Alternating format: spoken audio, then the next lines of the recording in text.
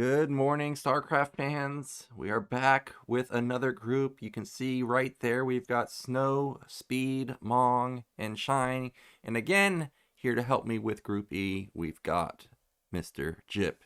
What's going on? Hello everyone. Good morning, Nyoken.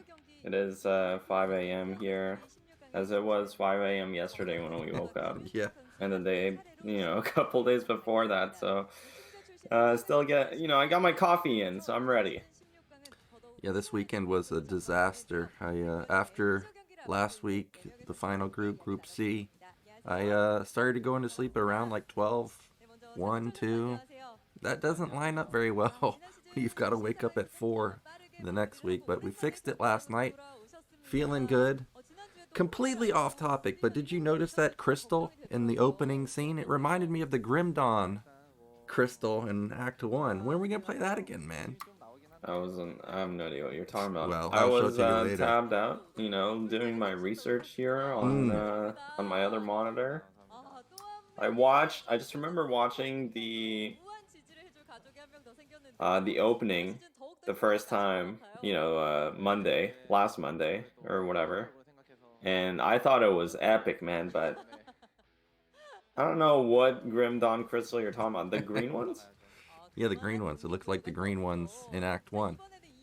But Yeah, anyways. well, we should play that soon, Nyoken, but I'm on last epoch like I've been telling you for the Okay. past couple Yeah, weeks. you're still on there, man. But as me and Askia are waiting, we're waiting to finish Act No, 2. I was trying to get Askia to play last epoch, man. It's the future. Okay. You gotta get in here before it turns into the next PoE. Well, I'm also excited for PoE 2 once that comes out. That game looks pretty sick. Speaking of sick, though, we've got a amazing group. You know what's funny is this guy right here, Mr. Speed. I was looking up his profile on Wikipedia. You know what team it says he's on? Mm. The StarCastTV team. So that actually means we gotta be rooting for Speed to make it out of the group. Also on the StarCastTV team is Barracks. But I've got a question to Speed and Barracks. I'm sure you've also hit them on the ladder.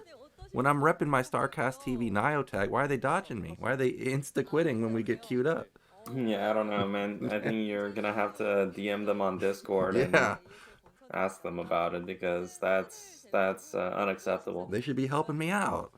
Yeah, they should be. They should be coaching you too. Where's your free coaching? Yeah, if Speed is 10-minute flash, I can be 1-minute flash. Come on. Yeah, you think you can be as good as Flash for 1 minute? Hey man, I've been working on my 222 factory. Maybe I can up it to 2 minutes. Feel like I Yeah. can hit that, yeah. Well, that's the spirit, Nyoken, and I'm sure you can be as good as Flash for 1 minute. This group's gonna be really awesome, I think. I've been talking about Speed for a while now. I think he's quite talented, and just hasn't yet had his breakout performance. I think it's also difficult because he's the type of player who is kind of on the fringe there in terms of the Korean scene. I mean, I don't really see him play in K League, for example. Well, I'm not actually sure, so I shouldn't be commenting too much. He has participated in some KCMs. He doesn't necessarily have the results there, but hopefully this might be his breakout performance. But not only is Speed in this group, there's also Snow, who's probably the top Protoss player alongside Mini for a long time now, and this guy Shine, who's really, really strong as well. Yep, this is going to be a tough group. Shine, consistently top 16, top 8 type of player. Mong on the left side right there. You know, we saw Zealot versus Light in, what was it, Group A or Group B. And Zealot's build where he did the fake drop, well, it was actually innovated by Shine versus Mong. So Mong has Yeah. had nightmares about that game. I really want to see them face off, see what Shine's got planned. But like you said, Speed doesn't really get the recognition that he deserves. I'm curious about his skill because he's super good. Like when he actually does play me on the ladder, I mean, it doesn't last very long. He's pulling out all types of strategies. I remember he 6-racks me on Eclipse. That was an absolute nightmare. He's very deadly. But of course, the man to beat in this group is Snow. He is insane PVT, just never loses almost. It is unbelievable how good he is. And in the last few months, he's not just a Reaver carrier guy. He started going more gateway style, Templars, Arbiters. He's mixed in a variety of strategies. Yeah, I mean, Snow has been pioneering the modern PvT style. I think he had like his philosophy and his approach to the matchup, which was so drastically different than a lot of the other Protosses. Especially if you look at someone like I think Mini and Snow were very similar in many regards, but someone like Bisu, who is like the super big macro Protoss playing Arbiter or split map styles, and that kind of ancient at this point macro Protoss philosophy kind of buckled in the wake of Snow's more, I would say, skirmish based, like tactical based Protoss style, where he goes for really good trades nonstop and exceptional shuttle micro. So this guy's been pioneering, and not just that, but even in PvZ, he was the one who kind of brought forward the modern Protoss upgrade style. Like the way in which Protoss is upgrade now is largely attributed to Snow. The sequencing of the upgrading, I would say. So this guy, and he's been the highest win rate Protoss in Pro League for a while, so really, really strong player. But historically, Snow has struggled in ASL.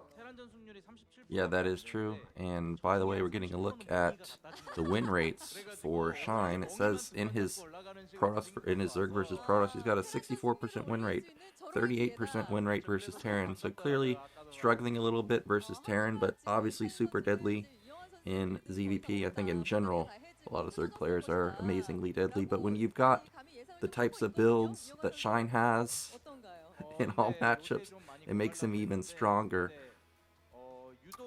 Yeah, but we've also seen Shine, it is surprising his versus Zerg or versus Terran is so low, but he's actually been very dangerous too. Even Light in that season, that was an epic best of 3. He almost knocked out Light in the round of 16.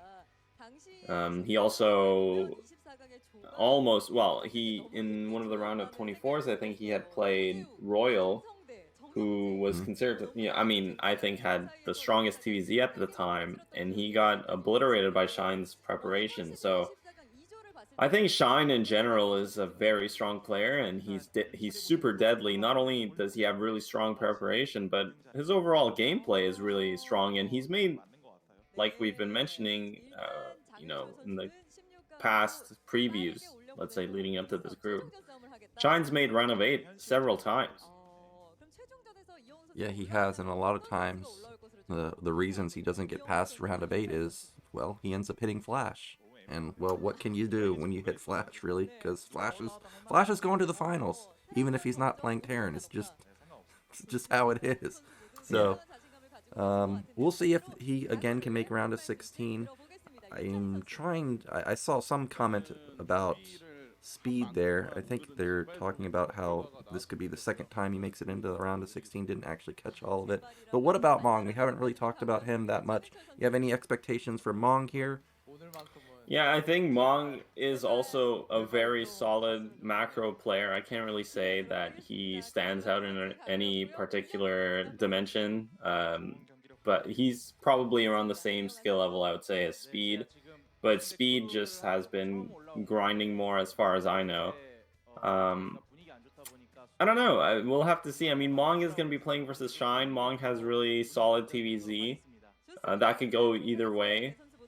But getting out of this group is going to be very difficult for the Terran players. I think Snow and Shine are definitely favorites here. Snow massively so. But obviously Shine, ZVT. I don't know. What do you think, Nyoken? What are your predictions going into this group? Well, I got Snow first. That's just immediate response. And then after that, I think it could be up in the air. Every season, I think Mong has potential to do very well. As somebody that does mech switches, I like mech switch players, and Mong does pull that out a few times, and we're getting the caster screen, which means we're going to get our own caster screen right here. Yeah, when are we gonna have our Yeah. desk, man?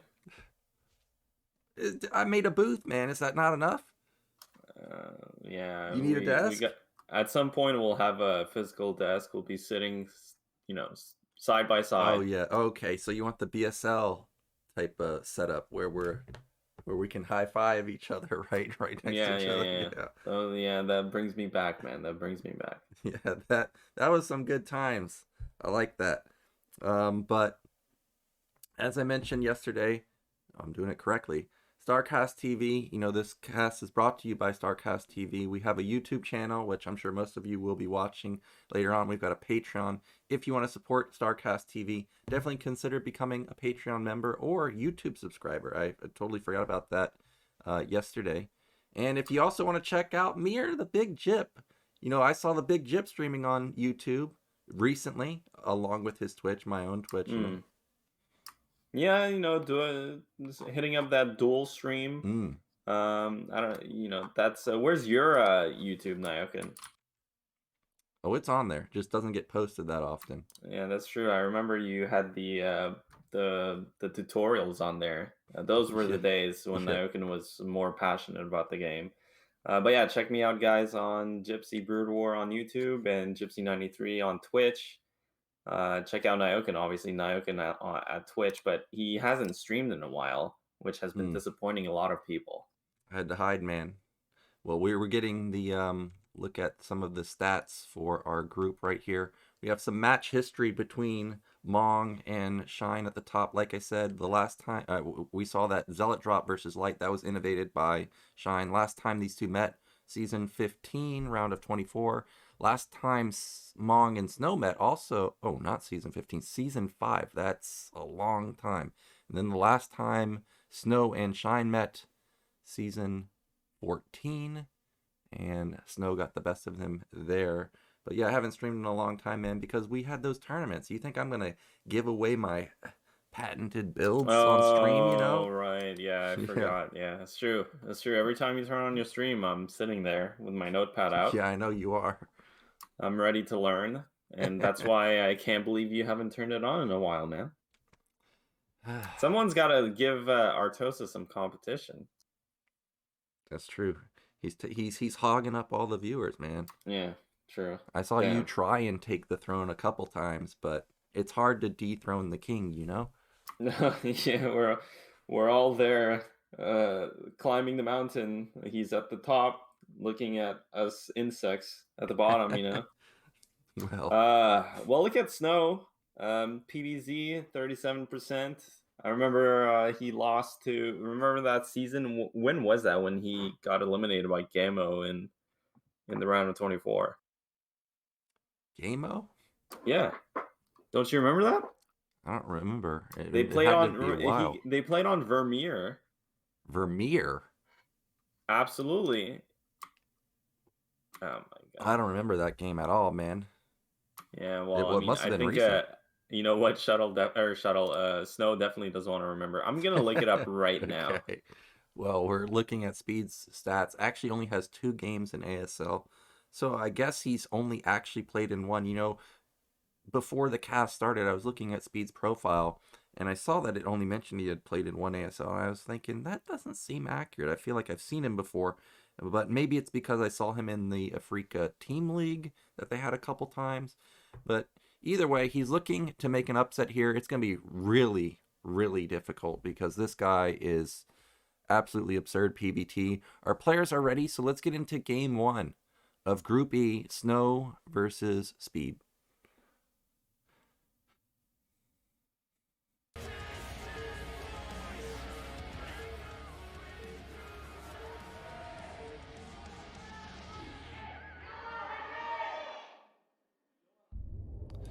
Okay, in the top right, we have a red Protoss. It is Snow.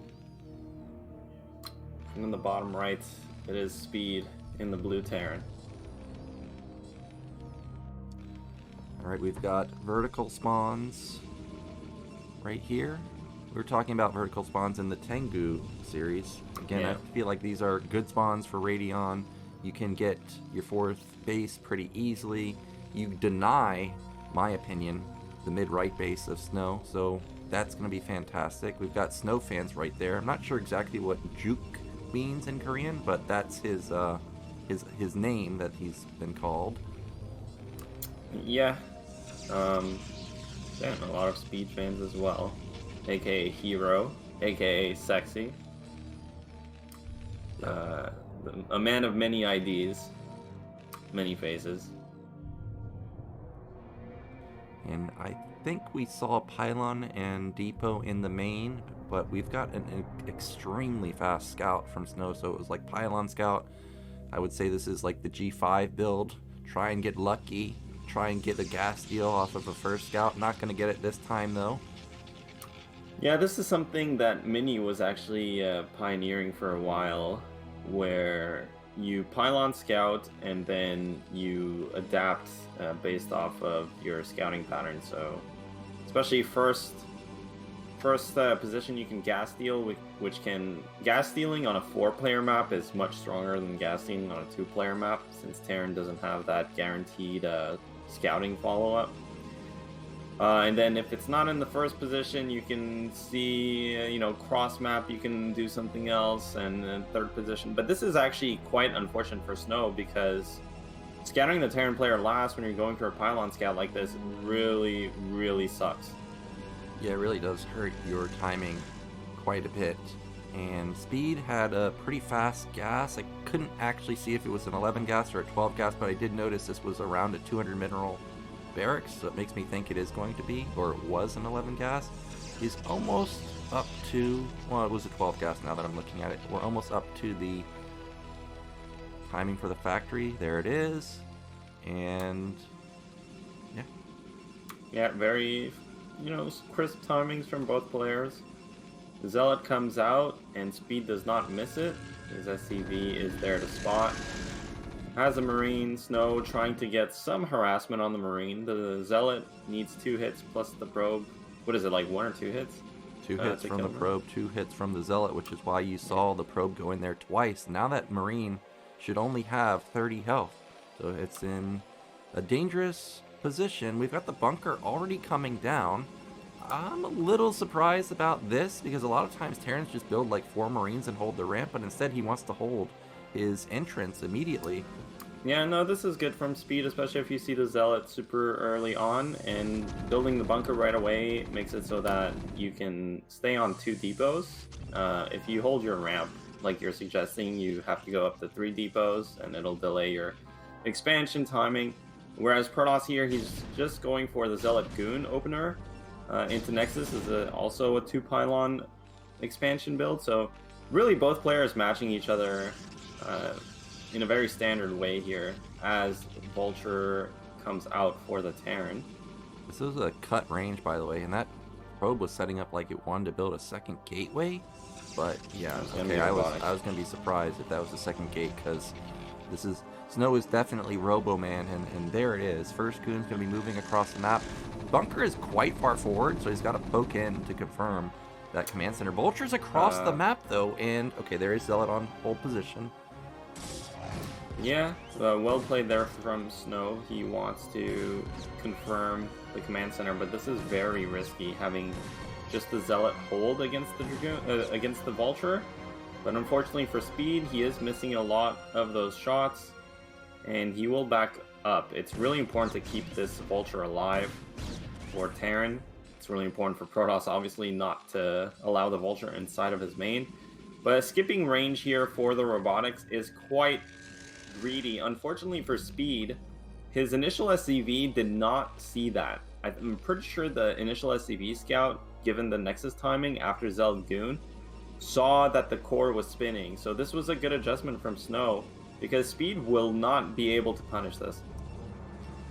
Yep, and back in Speed's main, I saw that he had his upgrade coming, so he's actually moving across the map. This could be the legendary 4-5 Marine, 1 tank, 1 Vulture. Artosis was literally just talking about this week, about how strong this is. This hits before Protoss hits like critical mass goon count, before the Observer comes.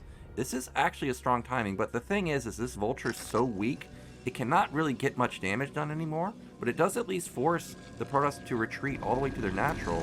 Yeah, this push is really strong these days because the Protosses generally delay a lot of their units off the first gate to get the fast tech like we're seeing Snow do.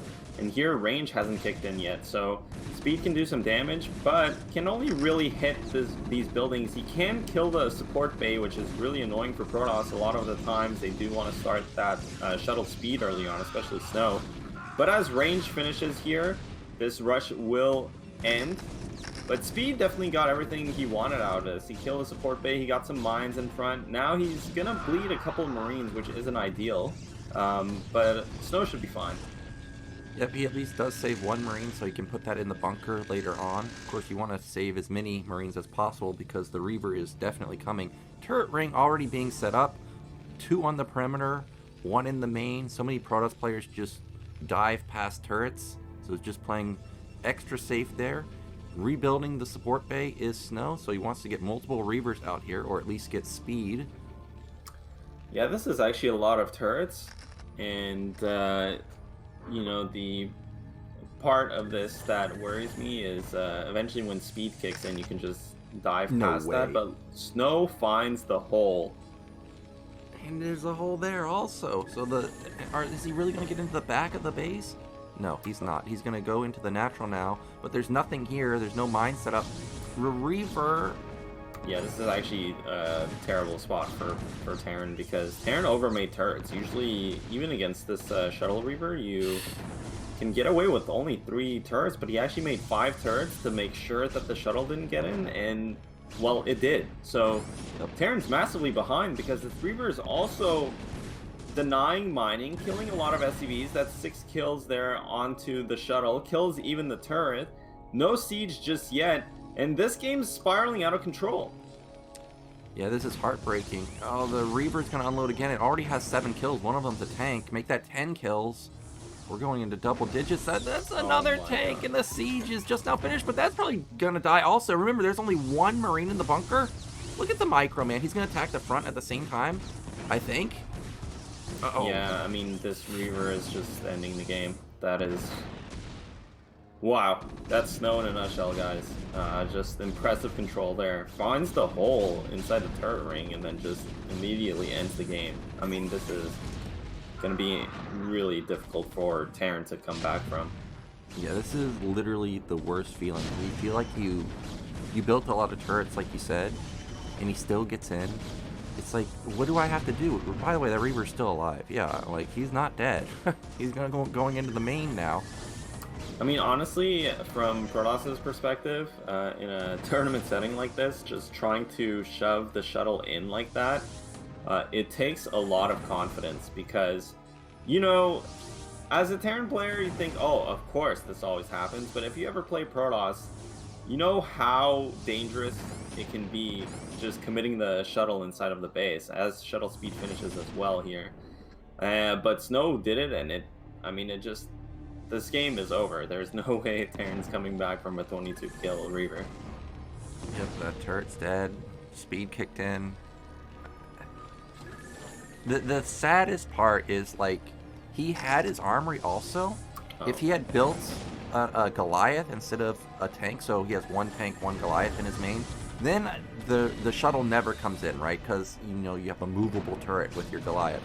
And at that point, Speed would have been in an amazing position because he delayed he killed the support bay. He did a decent amount of damage at the front, right, forced more units. But now he's just like, I guess he's not dead because to be fair about Snow's build, like, he's 5 gating now. Like, if this is a complete botch and Speed, like, let's say he takes no damage, which it's unlikely, right? I guess he could try and play out of this. Oh, he's dead. And cover your Terran eyes. It's not pretty. Snow's 40 supply ahead. I mean, it's very hard to leave the game in a tournament setting.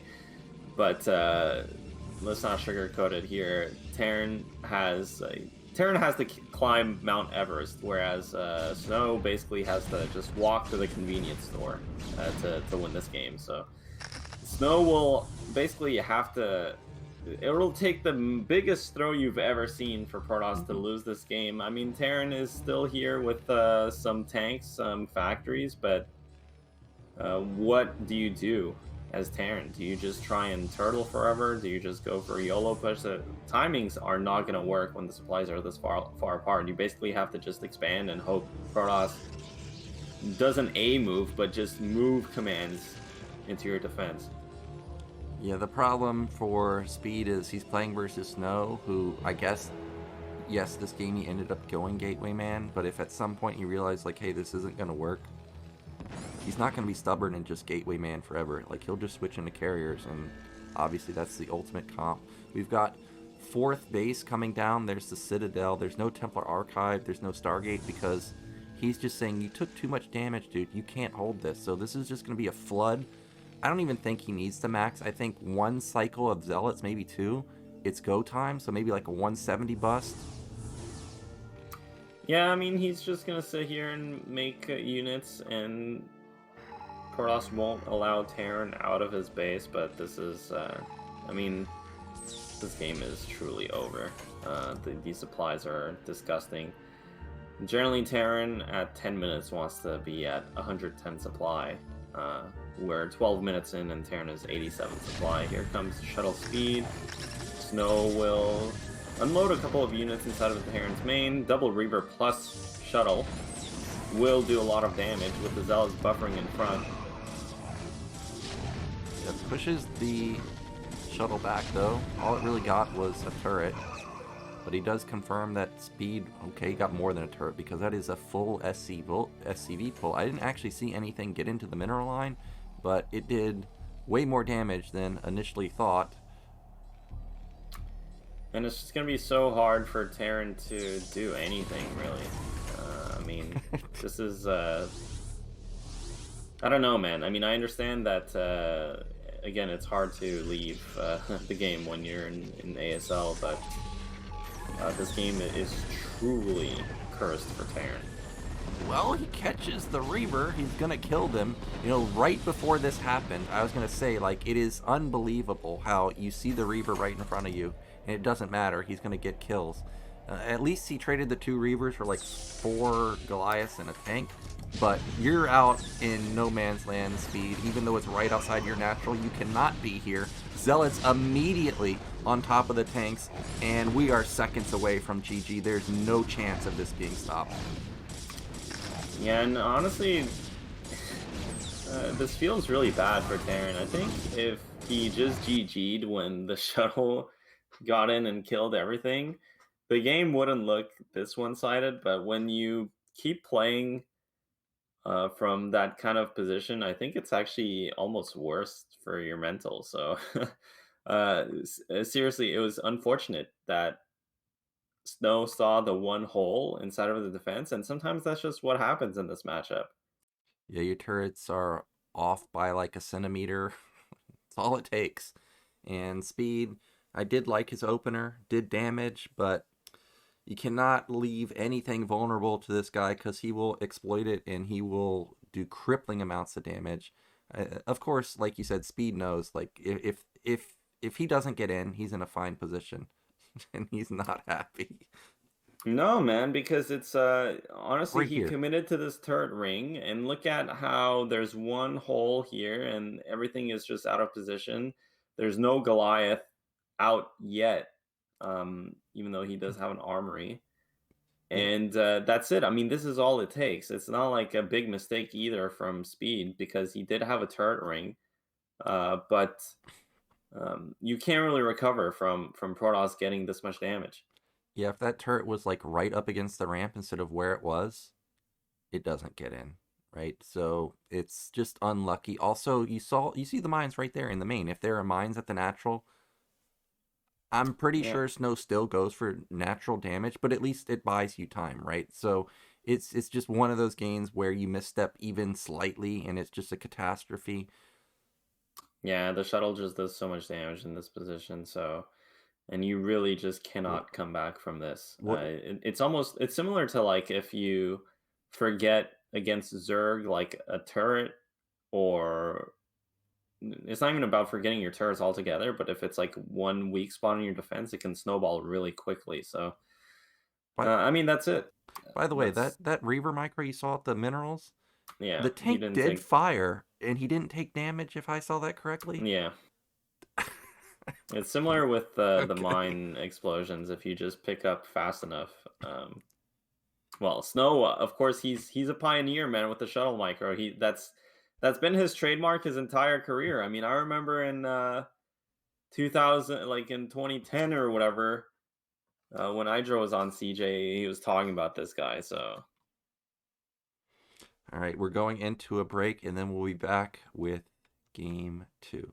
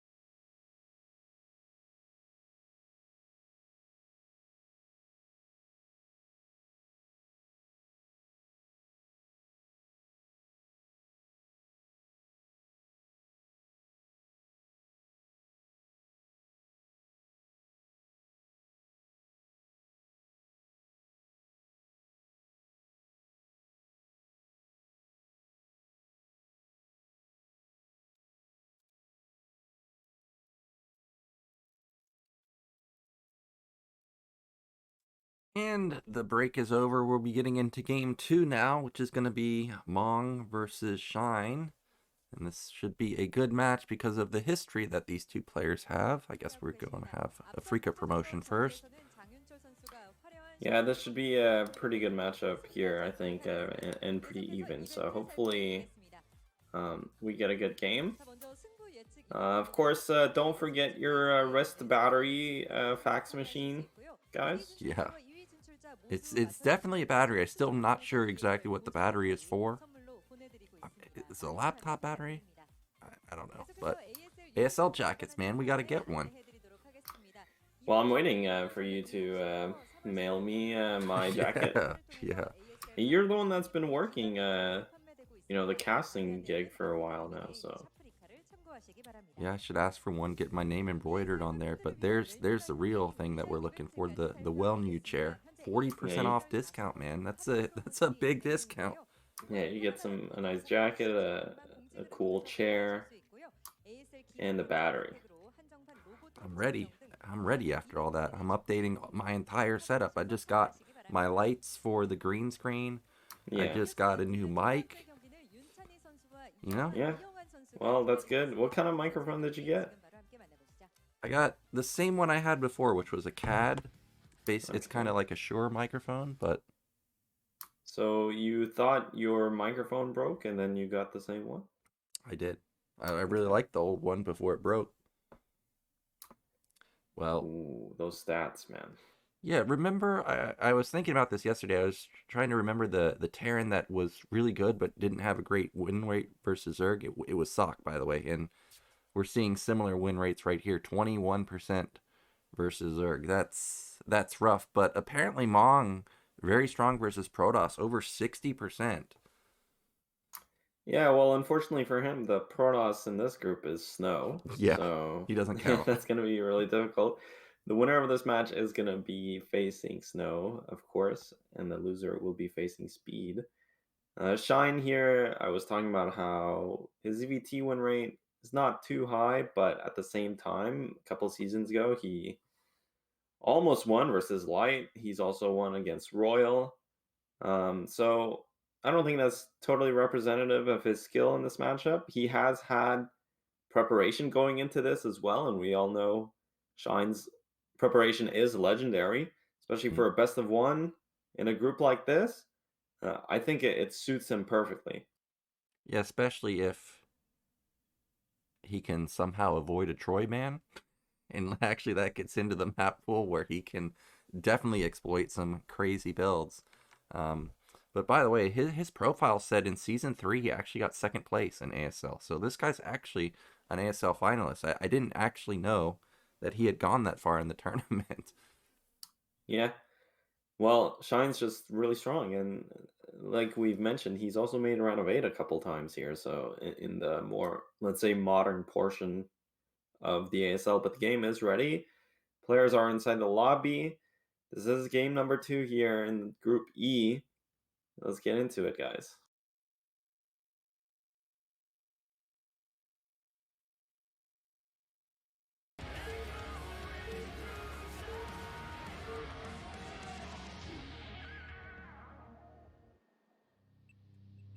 All right, in the top right, or not the top right, the bottom right are Terran. It is Mong. In the top left, the Teal Zerg, it is Shine. Yep, and no instant 4 pool or 5 pool. That's definitely in the arsenal of Shine, but not going to happen this time around.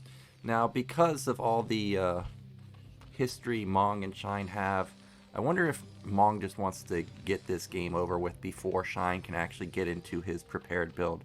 And do you think we could see something like an 8 racks just try and end the game immediately? I mean, we'll see. I don't. These days, I don't think 8 Raxes really end the game. They're pretty much very standard build orders. We still can't tell if this is going to be a Rax or a Depot. Looks like a Depot. And yeah, I mean, it seems like Mong is just going to play an 11 Rax, which makes a lot of sense. Again, I've been talking about how for Zerg it's a bit difficult in this matchup because Terran basically can always take a 50% or better opening, which is the 11 racks. It's good against everything and better against, well, it's good against, it's like 50-50 against 12 hatch and slightly better against pool first. But for Zerg, 12 hatch slightly worse against 8 racks, overpool is slightly worse against 11 racks. So there's no kind of definitive, this is the best opening I can do. So fortunately for Shine, he is getting 12 hatch here. It is cross map. There's no 8 racks, so he'll be totally fine this game. And one thing I forgot to mention about Shine is someone that does actually play 3 hatch quite often. So we could have that being whipped out this time around. There's the pool. No gas. I'm not surprised that there's no gas. Oh, actually, it is going to be a gas. So it is going to be the modern style 2-minute gas. I mean, you know, Shine is a... I think he has a bit of a reputation as a gimmick player, and I don't know where this comes from. Again, this guy's made round of 8 several times. His standard game is actually quite strong as well. So He will start out with the normal build order here and drone scouting as well to make sure that he gets that scouting intel. The Overlord scouting was also very conservative from Shine, so perhaps he was expecting something like, and I think this is within Mong's range, an 8 racks into a 1-1-1 type opening. Mong does favor mech switches into the late game, so perhaps he could have, went for something like a technical build in the early game.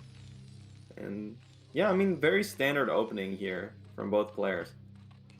Yep, Ling, our first set of Lings are being built, and he's going to be looking to try and get that SCV out ASAP. I think that was a drone that came out of there, and so far everything looks very standard. We're going to have Mong try and put some pressure down with a 3 Marine follow-up. Yeah, Mong, I think he went for a single scout and didn't scout Zerg too early, so he played safe and got the second depot and kept making Marines. Which means his command center will be slightly slower, and these 3 Marines need to put on some pressure, and they are. They're basically keeping the Overlords in check. You see how Shine's vision, the Overlords are not over the Terran Natural, and that's one of the big disadvantages in this game, I would say, for Shine, is he doesn't have a forward spotter. And right now he's playing completely in the dark in terms of there could be any number of Marines. Well, I mean, he confirmed that this was an expansion play for the most part, but it is going to be hard for Zerg to, deal with something like a 2-Rax Academy. And we do have speed kicking in, so that means Mong needs to get out of dodge on the center of the map with these Marines. He retreats back to his barracks. I did notice, by the way, that there was an SCV at the natural not mining. Hopefully Mong did fix that. And this is actually a 2-Rax opener for Mong. Academy at like 3:30 or so. So he's looking to force some Sunkens out of Shine. Yeah, I mean, eBay is also an option here, and especially on cross map, the 2-Rax Academy, it can't really pressure that well. One part of the 2-Rax Academy that's very strong is the ability to force sunks before the Mutalisks. But that won't be the case here this game. It is a bit more safe against something like a Lurker build from Shine, which Shine has, abused eBay builds before, and that could be part of Mong's preparation here. But that 2-Rax is going to be pretty safe. He's going to have to basically sit outside of his base as well. And Shine, I think, will be happy with this situation. Yeah, I'm surprised about this third hatch positioning. It's going to be right by Shine's base. He didn't take another main. He didn't take a low ground natural. He didn't take top middle either, which at least has a ramp. So we'll see if Mong spots this. It's 5:30 in the game. I think he's a little far out and should consider turning around because mutas are out in the field now. Yeah, very disciplined from Shine. I mean, stone cold, man. He knows he doesn't need creep colonies in this situation. And you're right, Nyoken. I think this expansion is a bit tricky from Zerg. Usually they would want to expand to 12 o'clock that has a ramp, or one of the mains, top right or bottom left. So this to me is kind of indicative of I mean, we'll have to see. It's hard to hold on to this base in the late game if you're not playing something like Hydra Lurker. Yeah, it is going to be quite hard to hold. In Mong's base, that should be a third barracks. I guess we haven't seen it to confirm it, but I think there's the factory going down in his main also. So I'm going to guess 3-Rax tech. Uh-oh. Is there an opening just like in the last game? Yeah. Mong's out of position. Yeah, this is a lot of damage now for the Zerg player, and that's no. going to trigger a counterattack. He's stimming across the map. I mean, there's no sunks for Shine, so he does have to bring the Mutalisks back. Did kill a decent amount of SCVs, but actually the damage that Mong's going to get from this, 2 Overlords, that's massive. Yeah, actually, this was a really good move, just stemming across the map. I thought he was in trouble because I thought he was going to lose his entire mineral line, but if Shine didn't turn around when he did, Shine probably just loses the entire game. So smart move there, limits the amount of damage even though there was a hole in his base. The Marine does confirm the third base also, and the factory didn't really get that delayed, so his tech should be streamlined into starports pretty soon. Yeah, Mong definitely ahead in that trade, and he even spots the third base with one Marine, so he's playing really well. But actually, the micro from Shine on, uh, you know, spot on basically, and that was a really, really good trade for Zerg actually. Well, this is an interesting follow-up. He got a factory, but then instead of building a starport, he immediately builds another barracks. So I guess with this exposed third base, he just wants to go and kill it. The mutas are now coming back into the main. Remember, there's no turrets at the bottom side. Yeah, right there. No turrets. So this is going to be a tough situation for Mong to deal with. The Marines are funneling in. Oh, they're stuck behind the mineral line. No, this SimCity from Mong is kind of hurting him a lot, especially not having a turret on the bottom side of that minerals. And these mutas are just gonna wreak havoc. I mean, this game's kind of spiraling out of control for Terran. He even had to cancel his starport. The mutas are killing everything. And look, I mean, Shine, what did he do this game? He just microed his mutas.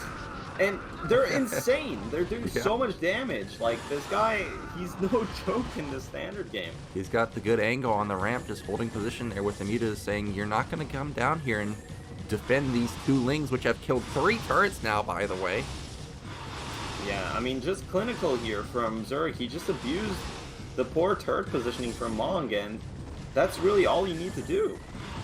Yep, now Mong's only mining with half of his workers. SCVs are dying left and right. And supplies are heavily in favor of Shine now. Shine, I do notice at his third base, doesn't have any drones mining minerals.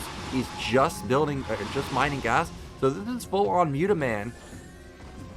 Yeah, he smells blood in the water, basically, and committed to super aggressive Mules production, and it's paying dividends. I mean, he's just killing these Marines. The supplies are atrocious for Terran. He can maybe sit by the turrets, but look at how much space in the Terran main that isn't covered by turrets. Yeah, and this is full-on panic mode because this is an armory follow-up for Mong because he has to build it to try and get Valkyries off just to not die. Yeah, unfortunately, though, Zerg's mining off of 3 gas. It's not 2 gas all in here. So the Mules are just going to keep coming, and that's it. He killed the turrets, killed the Marines on top of the racks. This game's over. Yep, Mong knows that. You saw it in his reaction. There's just way too many mutas. He was caught, in the center of the map for too long. Oh, is he going to do it? Hatchery? Build it. I think that was a miss rally. That was definitely a miss rally. But that's it. I mean, this is way too many Mules, and he still has some Mules on the outskirts. He's killing the racks as well. Drones behind it at the third base. Yeah, 1 Valkyrie is out, but I mean, Shine is throwing some Overlords as well in here, but the hole Terran's in is very deep. Yeah, more Lings, more mutas coming across the map. It is just 1 Valkyrie, more racks being built because he lost his other 2. The Valkyrie's going to die, by the way. See you later. Yeah, good pick off there from Zerg, and I mean, it's really funny how both both Speed and Mong got abused in the same way. Like that spot there between the Nat and the main is the weak spot often for Terran players. Good Valkyrie micro, but there's only 1, and we've got, 16, 17 Mutalisks? This is going to be it. The Valkyrie needs to somehow pull off a miracle, and it doesn't, and that means Mong, he's going to tap out in a second.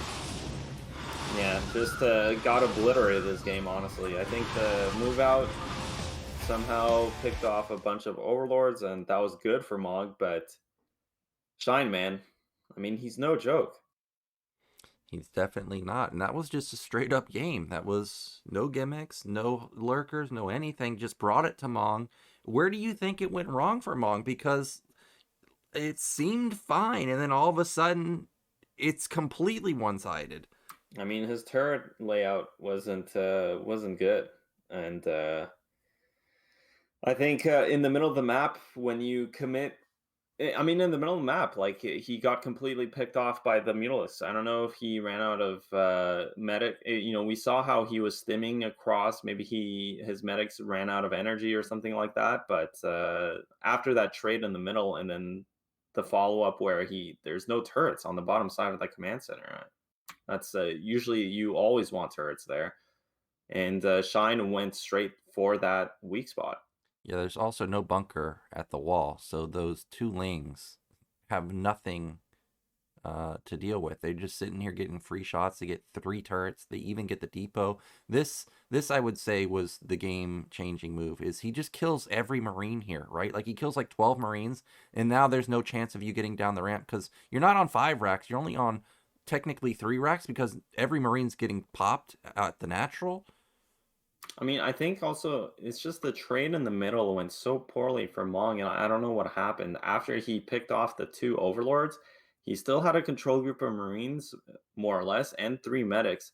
And that should trade okay-ishly against the group of mutalisks, but Shine picked them off surgically, and it was at that point that the supplies kind of came back down for Terran and in a more even spot, and then Shine ran away with the game once he got the mutalisks back into that sweet spot inside of the Terran's base. Well, this does set us up for Shine versus Snow. I think we're gonna have our well-new ad, which means we're going back to the booth. Oh, we're right back. there. Yeah, we're back, man. So Shine versus Snow. I think this is probably what most viewers wanted to see. We want to see, Shine pull out something crazy. PVZ. I think he ended up losing the game on Odyssey versus Snow a couple seasons ago, but it was still wild. We've got Troy in the map pool. I assume it's going to get banned, but you never know. Yeah, I mean, we're going to see what kind of map. It seems like in the past couple days, we've had Blitz and Troy, and so those must be part of it. And then what's the other map that we've seen? What, like Was it Retro? Citadel? No, Oh, Retro's Citadel. Retro's the final map. Yeah. Okay, so I think the second map is between Citadel, Blitz, and Troy. And we'll see. I mean, I think Troy is very unlikely to be seen in a PvZ because it can snowball so quickly since, essentially neither player has access to ranged units to defend the 2 gas geysers. So we've seen PvZ Troy often be banned. But besides that, I mean, Blitz I think is quite a good map for Protoss. So, and given Shine's reputation, most likely Shine I think will ban Blitz, and then Snow will ban Troy, and we'll probably see Citadel or something. But I think Citadel's also pretty hard for Protoss. So I don't know, man. Well, at least it'll get us something other than Blitz, right? I don't even know how have we seen any games on Citadel? Like to me it's like a Yeah. standard map. I feel like we would have seen more games on it. We've seen Best versus Action, and we saw how, I mean, Best completely, well, he didn't Oh completely, yeah. but he definitely, that was actually a really close game, but Best won that game. But you could see the problems for Protoss on that map versus Zerg. It's hard to defend the third base. Yeah, it is tough, but if you can secure the third base, your mineral only is also right there, so you get 4 bases pretty easily. Fifth base, a little far off, but not too far away. So we could get into an epic game if it does get to that point. I think that is definitely a good Zerg map, because once you get into the center of the map, I mean, you get hit from like so many sides so easily. Also, there's so many counterattack pathways. If you're caught out of position even just once, you could be in trouble. Yeah, I mean, we'll see eventually what map we get. I wouldn't be surprised. I think Citadel will be the map because I don't think that Snow will want to ban Troy, and I'm pretty sure Blitz is actually quite a good Protoss map. So I'm 90% sure we'll see Mm. Citadel, and we'll see if Snow can win versus. We'll see who wins, I guess. But Yeah.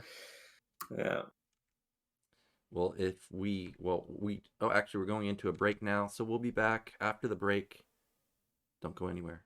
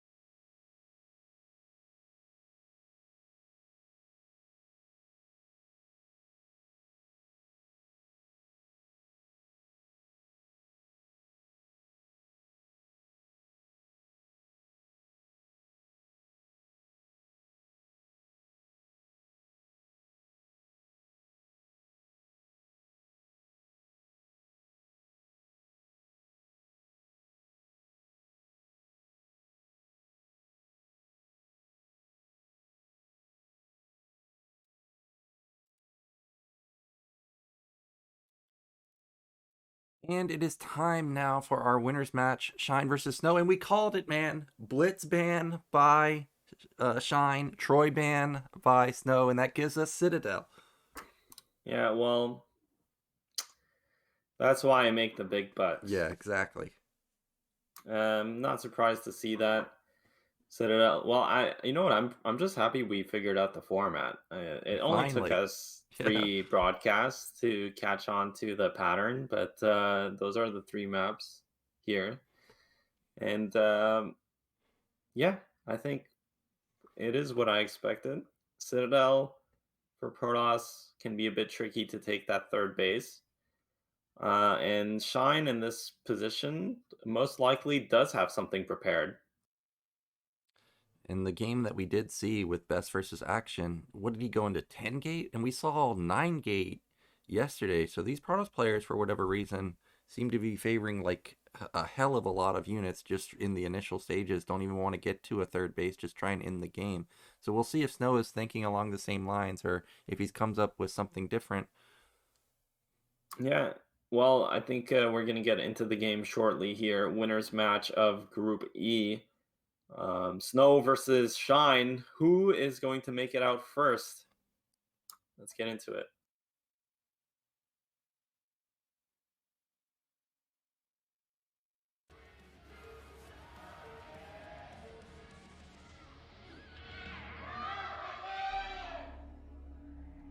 Okay, in the top left, we have Mr. Snow. And in the bottom left, it's Shine. These are the same spawns as Best versus Action, was it not? Yeah. All right, well, we already got Shine off to a good start here. Overlord's going to find Protoss in the first position. Yeah, this is a good start for Shine. I'm curious to see what he has prepared. I think, now that we understand the format a bit more, I think this is a pretty, let's say you're preparing for this group as a player. Shine, you're playing versus Mong. Okay, I'm pretty confident I will win that game. Pretty confident Snow will win his game. And then pretty confident this is what the bans are going to be. So this is for sure within Shine's range of preparation. And we'll have to see how Snow deals with what Shine is going to do. So far, looks like it's going to be a gateway expand from Protoss. Yeah, and this is the key moment right here. Remember, Best had that amazing wall, right? What do you think? You think Snow's gonna copy that wall? We're gonna find out this time. It was a meta-defining wall. Yeah. Well, so far it looks like Snow did not opt for the best wall, thankfully. Shine is gonna go for an overpull, so actually very standard start to this game. Yep, and there's something about recent games. I think it said Snow was 6-4, Shine 3-7. We do see Snow does not find Shine with his first scout. Is he going to go for an end scout? Probably not. So that means he's going to find him last, most likely. Oh, okay. Well, Overlord may have gotten spotted by that pylon, so now he might go for the end scout. We've got the hatchery coming down. Yeah, I'm not quite sure if he did see. Well, no, for sure he does. So the probe anyway was going down, like you were mentioning, Dan. And Shine will follow this up with Hatch at the main. The drone is going out for a third base as well at that 6 o'clock. Probe will not intercept it though, meaning that it will not get denied. And this is a really good opener for Zerg.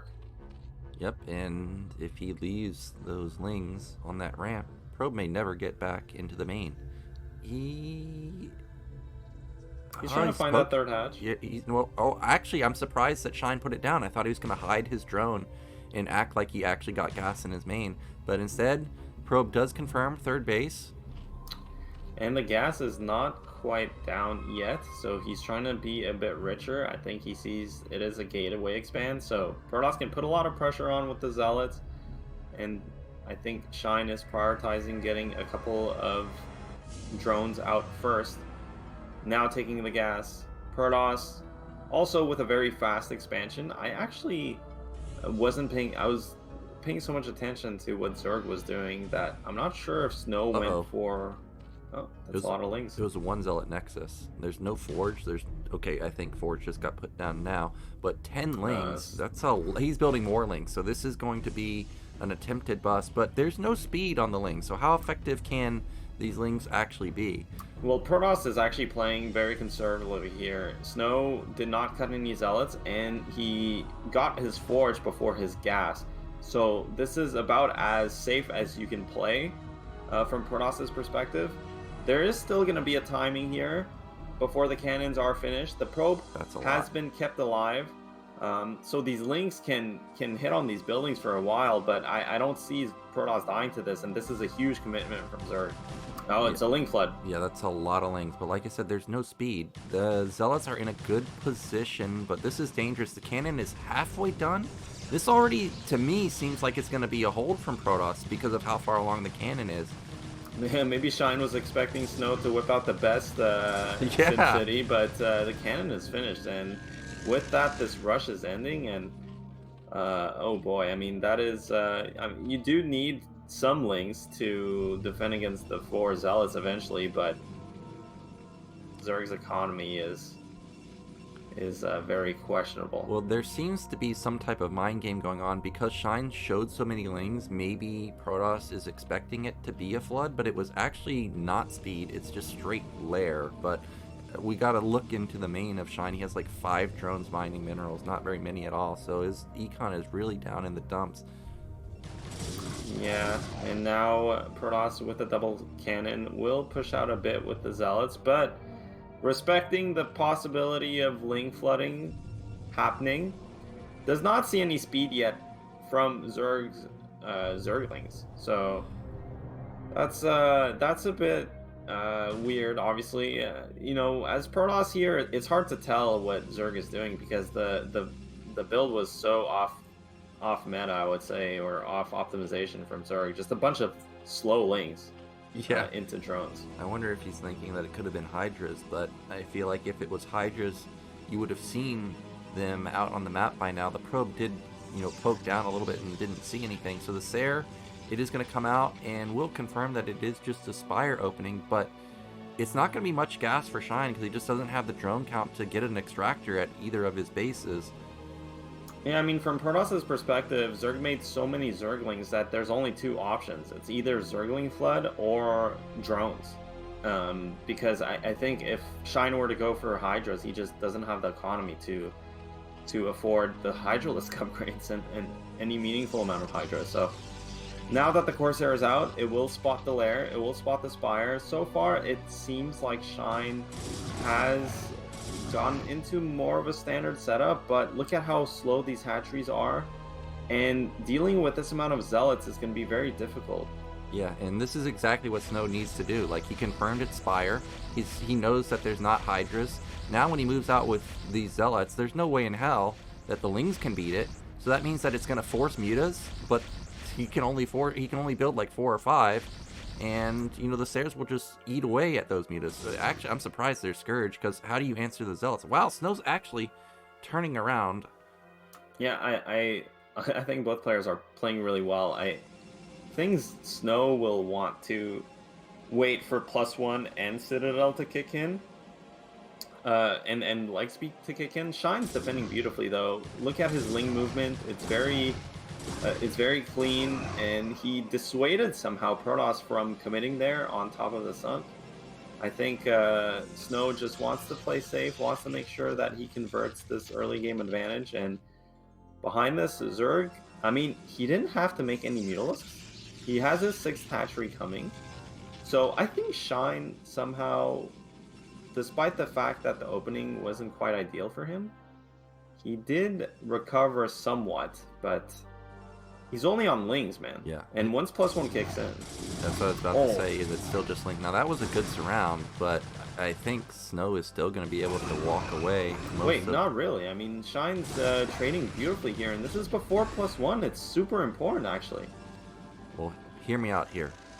Okay, there's a Hydrogen, but I was going to say, what do you think about a double Archon timing into just Lings? If it's a double Archon timing with Zealots with +1, the Lings are going to get absolutely murdered. But now that I see a Hydrogen, maybe that window of opportunity isn't actually there. We've got 5 Sares moving out, and there's not very many Scourge.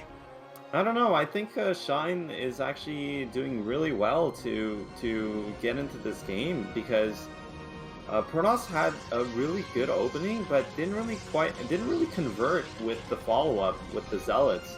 I don't know what made him back out there, but Shine defending without having to make Mutalisks or any tech units for that matter, and just defending with pure Lings, has allowed him to catch up in terms of getting the 6 hatch going. Well, the Overlords are going to go down to these Corsairs, and there's no detection. And it's a drone cycle, and that means that we're going to get drone after drone, 4 of them immediately killed, may even get a Hydra. And Zealots are here too. I didn't even notice them move across the map, but hello.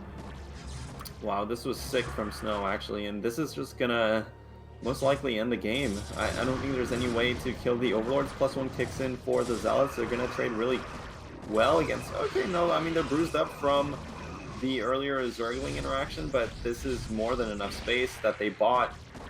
The second Overlord goes down, or third rather, at this 6 o'clock, and the DT is still wrecking havoc.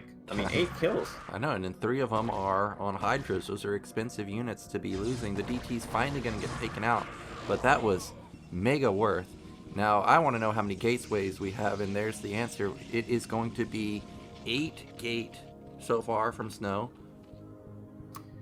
Yeah, and honestly, that DT did a lot of damage, caused a lot of mining time disruption, you know, just really offset Zerg's economy here. And Snow's going to keep pressuring here. That's not a lot of Hydras. Yep, not a lot of Hydras. There's no sunken. Overlords are dying left and right. The Shine is supply blocked. He can't even build any more units. This could be the move that breaks the Camel's back. There's just too many Zealots. Yeah, Snow playing beautifully here. Just surgical with that Corsair timing. And getting a lot of value. But it is kind of... No, I mean, the Zealots are still alive. They're still pounding here. Yeah, he's still supply blocked.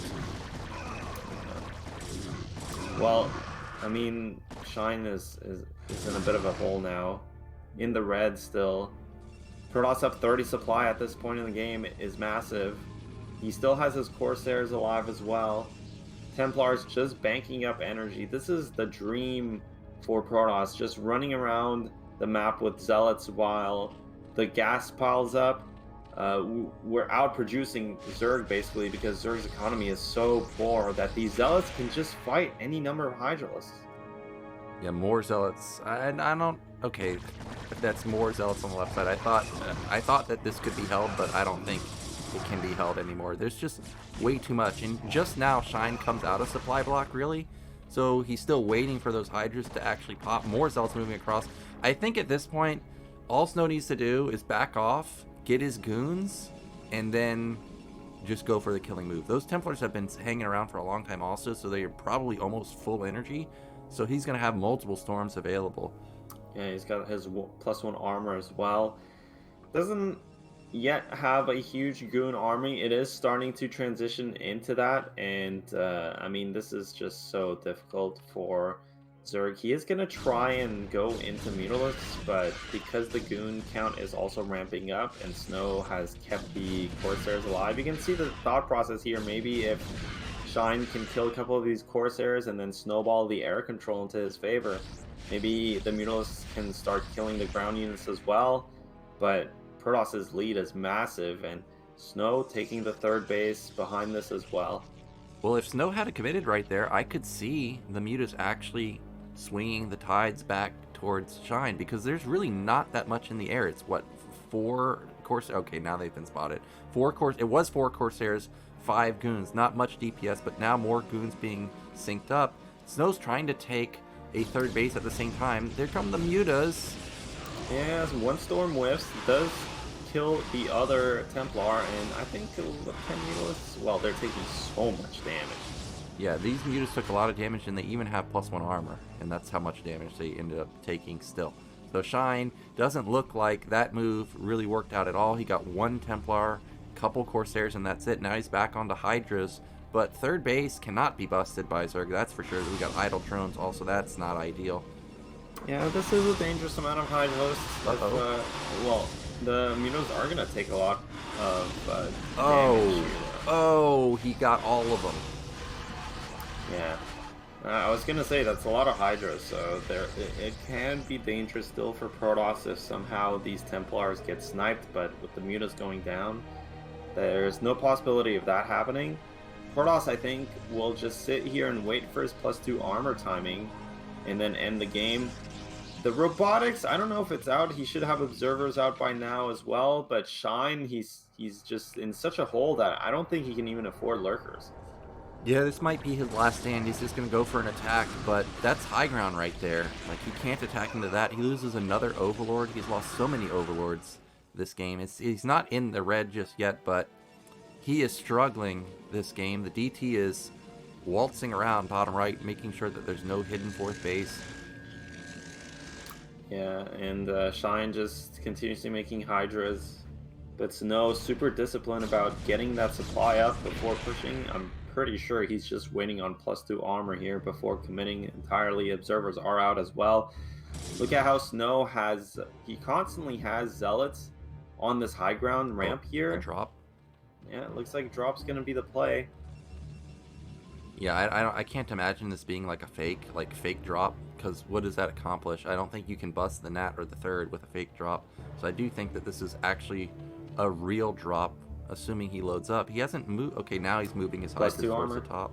Yeah, +2 armor. And look at the lurker morph. It's about 30 seconds late. This cannot be held. The best case scenario is this becomes like a base trade scenario. Yeah, these upgrades are just nasty though from Protoss, and the supply as well. Look at Snow, how he's trying to ward off Hydralisk flanks as well. These Zealots are just so strong. +2 does finish for Zerg as well though, so nullifying that upgrade advantage. Well, it's pretty much even, but the supply though is so in Protoss's favor that, I don't know. The drops are loaded though.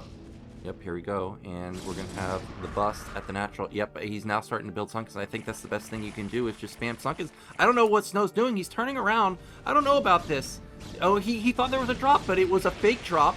The real drop's going into the main, but it buys Shine time to get his Sunkens up. Here comes the drop into the main. Snow is scrambling to get back. Yeah, Snow's getting... Oh, he's already here. Snow's just going to defend, yeah. Oh my god. Even the 3 Overlords at 9 o'clock were filled. Oh, they were? This was actually really nice from Shine, I think, like, the idea to come back, but Snow spotted it in the nick of time and just perfectly responded. Snow could have also just went for the base trade, but opted to just run back. He felt so far ahead that he did not want to take that kind of scenario. Couple lurkers. That's just gonna die. I thought Snow could not get back in time to defend the drop, but I guess Speed and Goons are damn fast, and they were there in a heartbeat. Now look at supply. It's doubling the supply. There's absolutely no hope for Shine in this game. This is, you imagine, the last attempt here. It's what, 25 Hydras or so? Yeah, I mean, Shine was playing well, but he was just so far behind from the opening and the mid game. But the follow-up here from Shine was beautifully executed. Like, the way he positioned himself to simultaneously drop while defending any kind of counterattacks. Like, the play from Shine was really sick, honestly. But he was just so far behind, again, from the early stages. Another drop, by the way. He loaded everything up. But Snow, he's on to that move. He already just has units sitting in his main, waiting for the drop to come. At this point, the DT has confirmed that there's still no fourth base, so he knows that Shine is just continuously all in here. He just has to defend, and he'll win the game. I like the discipline from Snow. He's playing so safe, and he's showing Zerg so much respect. Well, a lot of Hydras unload here. It will force the units back, but Snow knows as long as he doesn't die and just keeps getting his supply up. But this is annoying for Protoss. Like, it's not a good feeling just sitting back and running around defending against these drops. Yeah, what was 180 to 90 all of a sudden is, I guess it's still 160, but Zerg is at 110. Like, he's catching up in supply a little bit, but he's still not on a 4th base. Oh my gosh, +3 armor. Massive upgrade for Protoss right now. More Overlords are gone. He's on the double forge as well. I'm surprised he didn't go for +2 weapons and shields instead, because it's usually what he does, but +3 armor. It's not going to be contested until Hive, so that's going to generate value for a really long time, and there's no way Zerg can get Hive when they're going mass layer units and drops. So I think that adjustment from Snow makes a lot of sense. And he's weathering the storm, expanding, just playing. I mean, I can't. There's no doubt in my mind that Protoss has felt in the driver's seat, like in the lead for most of this game, but the fact that Snow is still sitting here and just waiting just shows his discipline. Yeah, and Shine's main, I think we're getting mined out in just a moment here. So he does need to get some type of base pretty soon, whether it's the mineral only right above his 3rd or his nat or bottom right somewhere, but he definitely needs to get something. Protoss is still just sitting here, took his own 4th base now, so he's got a fresh base. Still defending, still respecting Zerg's options. A lot of lurkers coming in here. The Mutalisks are getting picked off by the Corsairs, but look at how many goons, and they are +3 armor, so they're just never gonna die. Yeah, and there's a million Templars here. There's one Storm. That's a good pickoff, by the way, but he trades like 7 Hydras for that trade. Oh, beautiful! Hits a Lurker and a lot of Hydras, and you gotta imagine this has to be it right now. All the Lurkers gonna die. All the Hydras are gonna die. There it is, GG. Yeah, just honestly, I really liked how Shine played at all stages in the game. Just the initial Ling flood didn't work. He made a lot of Lings early on to try and pressure Protoss. I mean, Snow, generally what he likes doing is going for that 3 pylon gas and then forge off the gateway expand. So super late forge generally, which means, late cannons. But in this game, he adjusted, got the forge earlier than he usually does, and blocked the early link flood. So from that point on, Shine was in catch-up mode, and he almost did it. Like, I don't know what happened, but he didn't need to make any Mutalisks or Hydralisks to defend against the initial Zealot Corsair timing.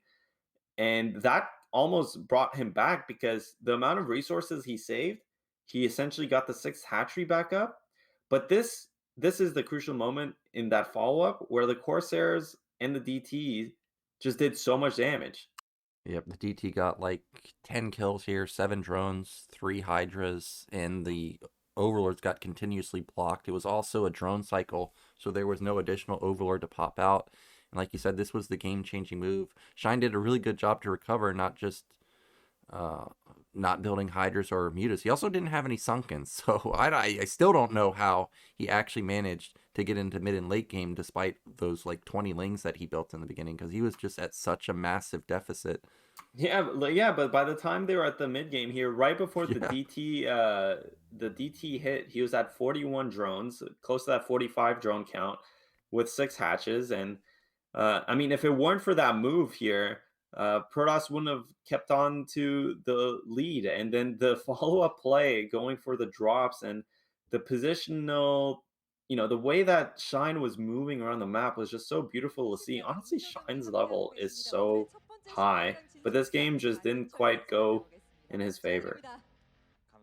Yeah, I wish we could get input on like why he built so many Lings in the beginning, because if it was to catch Zealots out of position, right? Like if he was expecting Protoss to move out and then go kill the Zealots, I would have expected him to get speed, but he didn't get speed. Like he rushed lair, so I'm not sure exactly what the goal was with that.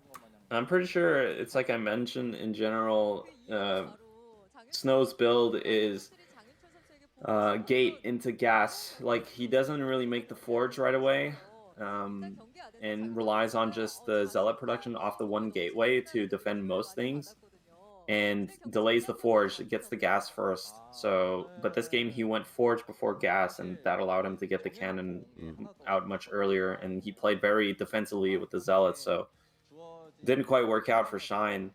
And but again, like the fact that he bounced back from that was really impressive. Yep, it was almost complete recovery.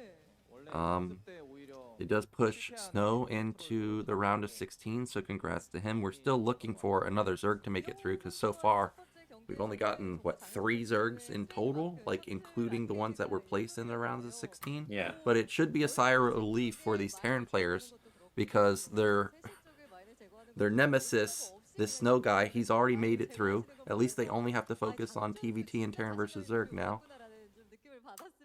Yeah, but Shine, I think, will be very difficult for either of these Terran players. Of course, it's TVZ, so anything can happen, but we saw how Shine dismantled Mong in that first game. Yeah. Well, in any case, we'll see who gets to play Shine in the last game, because coming up next is going to be Mong versus Speed, which should be a really good matchup. Speed's really good at TVT, and I think so is Mong, so it'll be fun to watch. Yeah, and both players have really insane multitask. Like, you turn on their stream, they're playing at like 400 APM, keyboards on fire, hands are smoking. I do hope we get to see Citadel again, just because we haven't seen so many games. But Blitz, I actually like Blitz quite a lot for TVT. You get split map quite often, it turns pretty epic. Like, you have a lot of drop potential, a lot of Wraith potential there. Or if you're Sock, you just A move. So, could be interesting. Yeah, and that Sock versus Tengu game was crazy to see how Sock avoided the split map. And yeah, I mean, TVT, the map bans, it's all player preference. I think most likely we'll see a Troy ban still, because it can be tricky. Honestly, TVT on Troy can be really tricky, because all of a sudden 8 Raxes are really strong, since the 8 racks can get a lot of Marines out in front, and then you can start shooting the gas. So I think for me it would be interesting to watch Troy and see how they end up opening.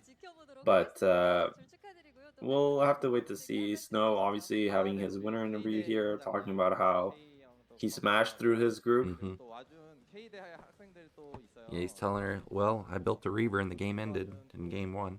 I mean, that's all there is to it. Shuttle Reaver. Apparently tanks can't even hit a Reaver, even though the hit was a direct hit. Like, I still am confused how that actually happens. I realize, I guess the explosion's like a mine, but I could see the logic with the mine, right? Like, it blows up, but it doesn't hit instantly. But the tank connected, man. How does that not deal damage?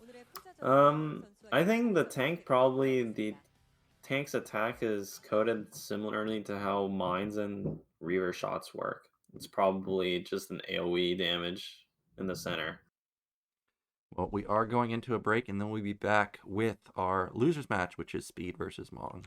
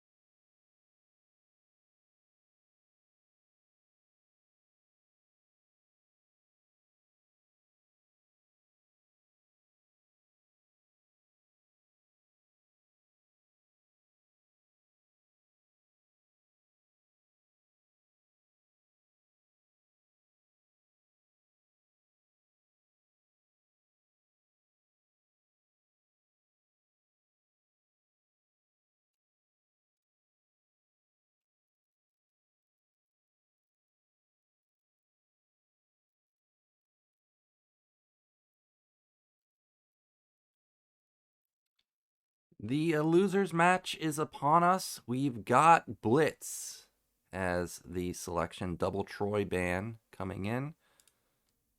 Yeah, not surprising to see some Troy bans. Again, it can be a very tricky map to play on. Blitz can be a bit interesting as well here because being a two-player map and it's quite narrow and small, split maps can happen pretty easily. Yep, Blitz. Whenever I do get a pro on the ladder, man, they're always in your face, man. It's really tough. But then you also have these other top tier players where they're just throwing in like a 14 command center. It's like, dude, what do you do? There's like one extreme or the other. It's really rough to play against. As I mentioned earlier, Speed is someone that does do like 6 Raxes, 8 Raxes, so we could have fireworks right from the get-go from him. Yeah, we'll have to see here what what approach both of these players bring. It is the losers match, so both players playing for their tournament lives here. Yep, and hopefully Speed has recovered his mental state from game 1 because that was a brutal way to lose. You feel like you I think they both basically lost this. Yeah, they did. That is true. So we're getting into losers match here. Loser will be eliminated from ASL.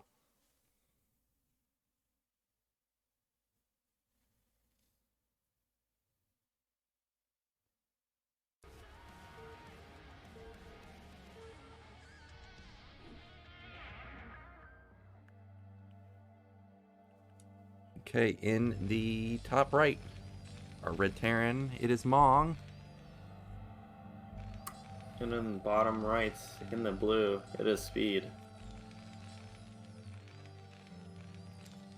And so far, no shenanigans. Nobody's going wild with a 6 rack. Saw Mong already hotkeyed his natural, so maybe he'll try and proxy something there. I don't think so. No? And I think 6 racks is the scrub killer on ladder, but you know, once you get once you just micro your SCVs, it's hard to, especially on this map. The ramp is actually pretty easy to defend with SCVs. So I think 8 raxing in general, or any kind of racks before depot in this matchup, is extremely risky. You just lose SCVs, and the SCVs can block Marine harassment so much. SCVs are pretty tanky. Oh, another shout out StarCastTV. Thank you, man. Yeah. The StarCast fans are all over the place, man. Yeah, and look at that. Mong actually did scout his main for proxy, because like I was saying, Speed is definitely somebody that is willing to play risky builder. Look at this. Mong's even scouting the left side. Like, he's pretty confident that there could be something hidden.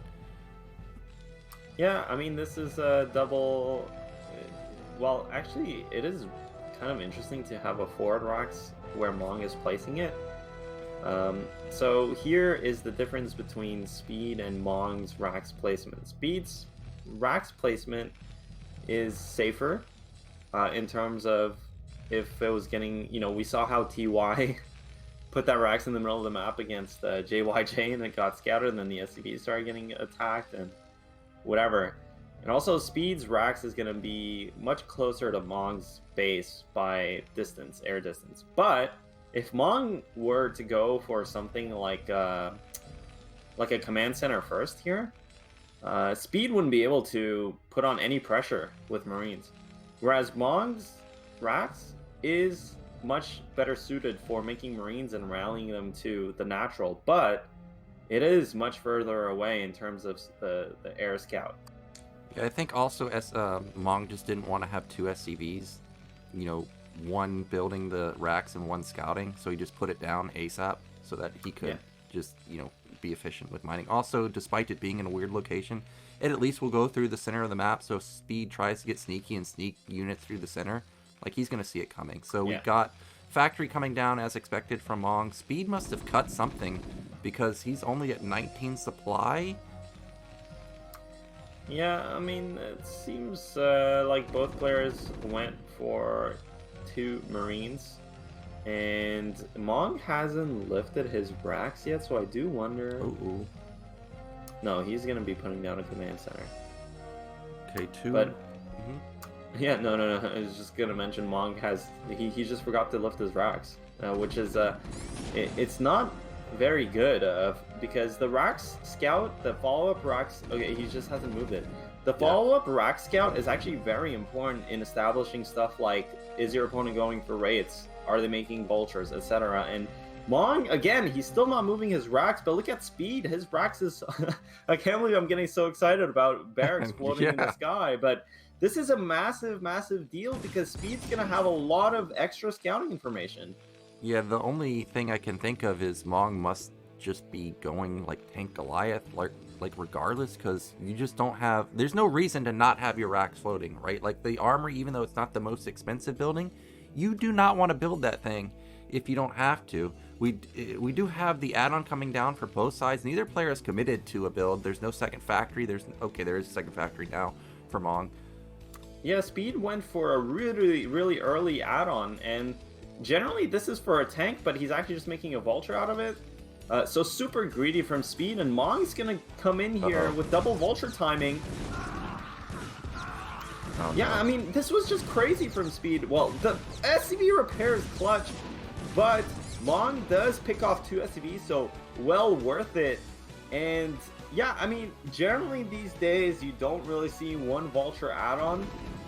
Did he make it? Is that a tank or a vulture? Yeah, that is a tank. So he is going to put on some pressure here with the tank. That's exactly what you want to do with such a fast machine shop. But Mong will have noticed that there was no second vulture, and most likely he also has queued a tank himself. Yeah, and he will be safe against this. Mong going out to a very early lead. Yeah, speed's already in trouble. At least, I guess you can. Okay, you can turn around. I was gonna say, you know, even though the tank count is gonna be matched, maybe he could set up some type of containment on the high ground since he has map priority. But he turns around, so he doesn't even have that anymore. Yeah, and both players on this 2 factory against speed already saw everything with his racks, whereas Mong hasn't. But his racks did see the tank. I mean, if you see a vulture tank, you don't really expect the starport, so I don't think Mong will put down an armory, and neither will speed, obviously, with this extra information. They both kind of know exactly what's up. They're both going to match each other in terms of 3 factories, and it is going to stabilize. I mean, again, Mong had a slight lead from killing the 2 SCVs, but nothing too massive. Yep, also advantage here for Mong. He's got mines completed already. We still don't know what the upgrade is for speed, whether it's going to be mine upgrade or siege mode or, you know, vulture speed. Yeah, and I think the game will stabilize a bit. We've been mentioning how the high ground here at 9 o'clock is pivotal in this map. That is kind of the, you know, if you can establish control over that earlier than your opponent, you can head into a nice advantage in the split map. So, but that is still a ways away. The mid game is contested right now. The early mid game is all about the vultures. Oh, it's speed upgrade. Yeah. But I don't think he has enough vultures to actually contest Mong's vultures. So what can he really do with these vultures? He's going to try a run by. I guess there actually isn't any defense right now. Oh, this could be massive, actually. Yeah, this is a good move. 3 vultures, 1-shot SCVs. This is what he needs to get back into this game. Oh, he's trying to split his vultures up, but that means he's not going to one-shot the SCVs, so not sure how many SCVs... Well, actually, it's doing a lot of damage, and speed is keeping a couple of his vultures alive. I don't think he killed that many SCVs, but that was a lot of time wasted. Mong had to bring back all of his vultures, and you can see that's allowing speed to get more mines. Mong's trying to take a page out of Speed's book and go for his own vulture backstab. Yeah. And because there were no mines on the left side of the map, I don't think Speed knows that there's actually vultures over there. If you look at the natural, there is 0 defense right there, and we're going to have a lot of SCVs die here. Yeah, that's a huge run by from Mong, and you can see how keeping the 3 vultures together kills the SCVs off much faster. Very quick starport as well from Mong for a quick dropship. Actually, he went starport before Armory and Academy. Super tricky. Generally, you want to get the Armory and the Academy first, and but getting the starport to get an early drop is really strong in this position, because the vultures generally, like, it looks like both players are just playing conservatively, so the vultures won't really be doing that much. They'll just be kind of sitting on top of tanks, and the vulture count doesn't matter. So getting some efficiency with the drop makes a lot of sense, and both players going for a lot of harassment base play. Yep, trying to get damage done on the mineral line, so both players already had defense there. Shouldn't really do much at all. I guess he gets Drop. Oh, is there a drop? Okay, vulture drop in the main at the same time. They're everywhere, man. But vultures were already rallied to the natural, and there's a tank and Goliath here, so hello, you're not going to get in and do anything. Yeah, I think actually Speed saw the starport with his vulture run by, so he already had units in position. And I was going to mention how so far it seems like the harass exchanges have been in Mong's favor, and I thought that drop would have done a lot more damage, but Speed managed it beautifully, and now both players expanding, but Speed kind of on the back foot slightly with the supply lead. And look at the map. I mean, Mong is getting a lot of space with these mines. He has mines everywhere. Like any place that these tanks or Goliaths run to, they're under threat of being exploded by the mines. I did notice that the command centers, or the third command centers, were basically put down at the exact same time. Now, was that multiple dropships or still just one? No, still just one. He's going up to 5 man. Speed is in a lot of trouble. You can see how much space Mong has on the map. Speed feels like he needs to have tanks all over the place, and he even has to have a tank defending against a possible drop, because his starport is so late, he can't get a Wraith out to stop the dropship. And Mong just has mines everywhere. So Mong, although, you know, economically speaking, production-wise speaking, they're more or less even, Mong has a huge advantage in terms of map control. Yep. He could start taking his 4th, 5th base if he wants, and Speed really can't make any moves towards the left side because it is just covered in red. It's unbelievable how many mines have been set up. I still haven't heard a single scan go off. There we go. There's the first one to clear out some of Speed's mines. Yeah, Mong's actually in a really, really good spot, man. This is so difficult to play as Speed. He will try and contest this again. This high ground at 9 o'clock is so pivotal in this matchup. Yeah, and Mong already has it, so now it's going to be on Speed to make something happen, because Mong should freely get mid-left. So if he gets mid-left, he's just going to be up a base the entire game. 1 Wraith is going to come in here, but Mong does not care about 1 Wraith. If it was like 3, maybe, that would be a little different, so not going to do any damage really with it.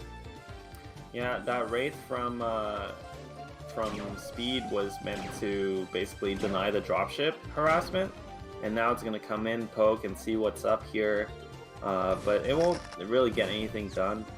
And Speed does have 1 vulture. It's going to block the 4th command center from going down.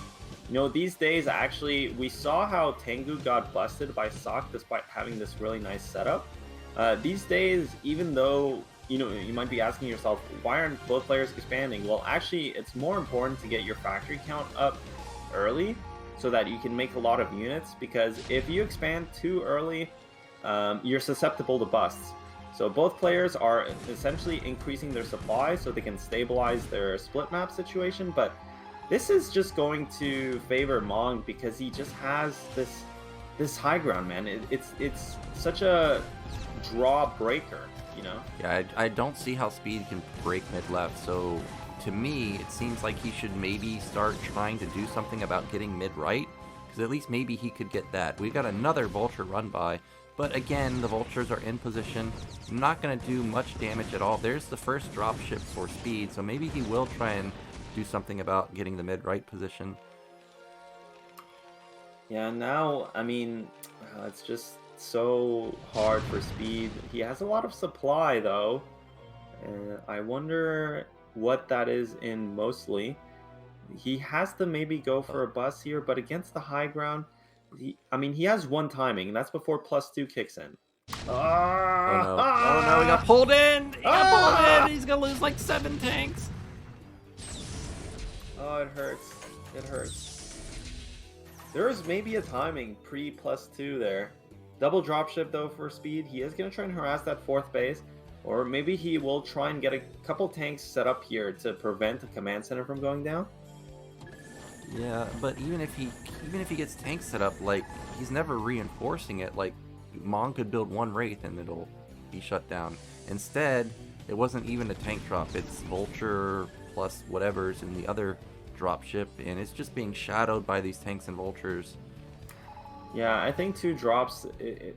2 drops don't really threaten much. I mean, you can fight against the contents of 2 drops with just the SCVs. So, speed does get inside of here, but now those 2 drops, like, they're committed. They're not coming out of here alive, and that'll give Mong superiority in terms of drop potential.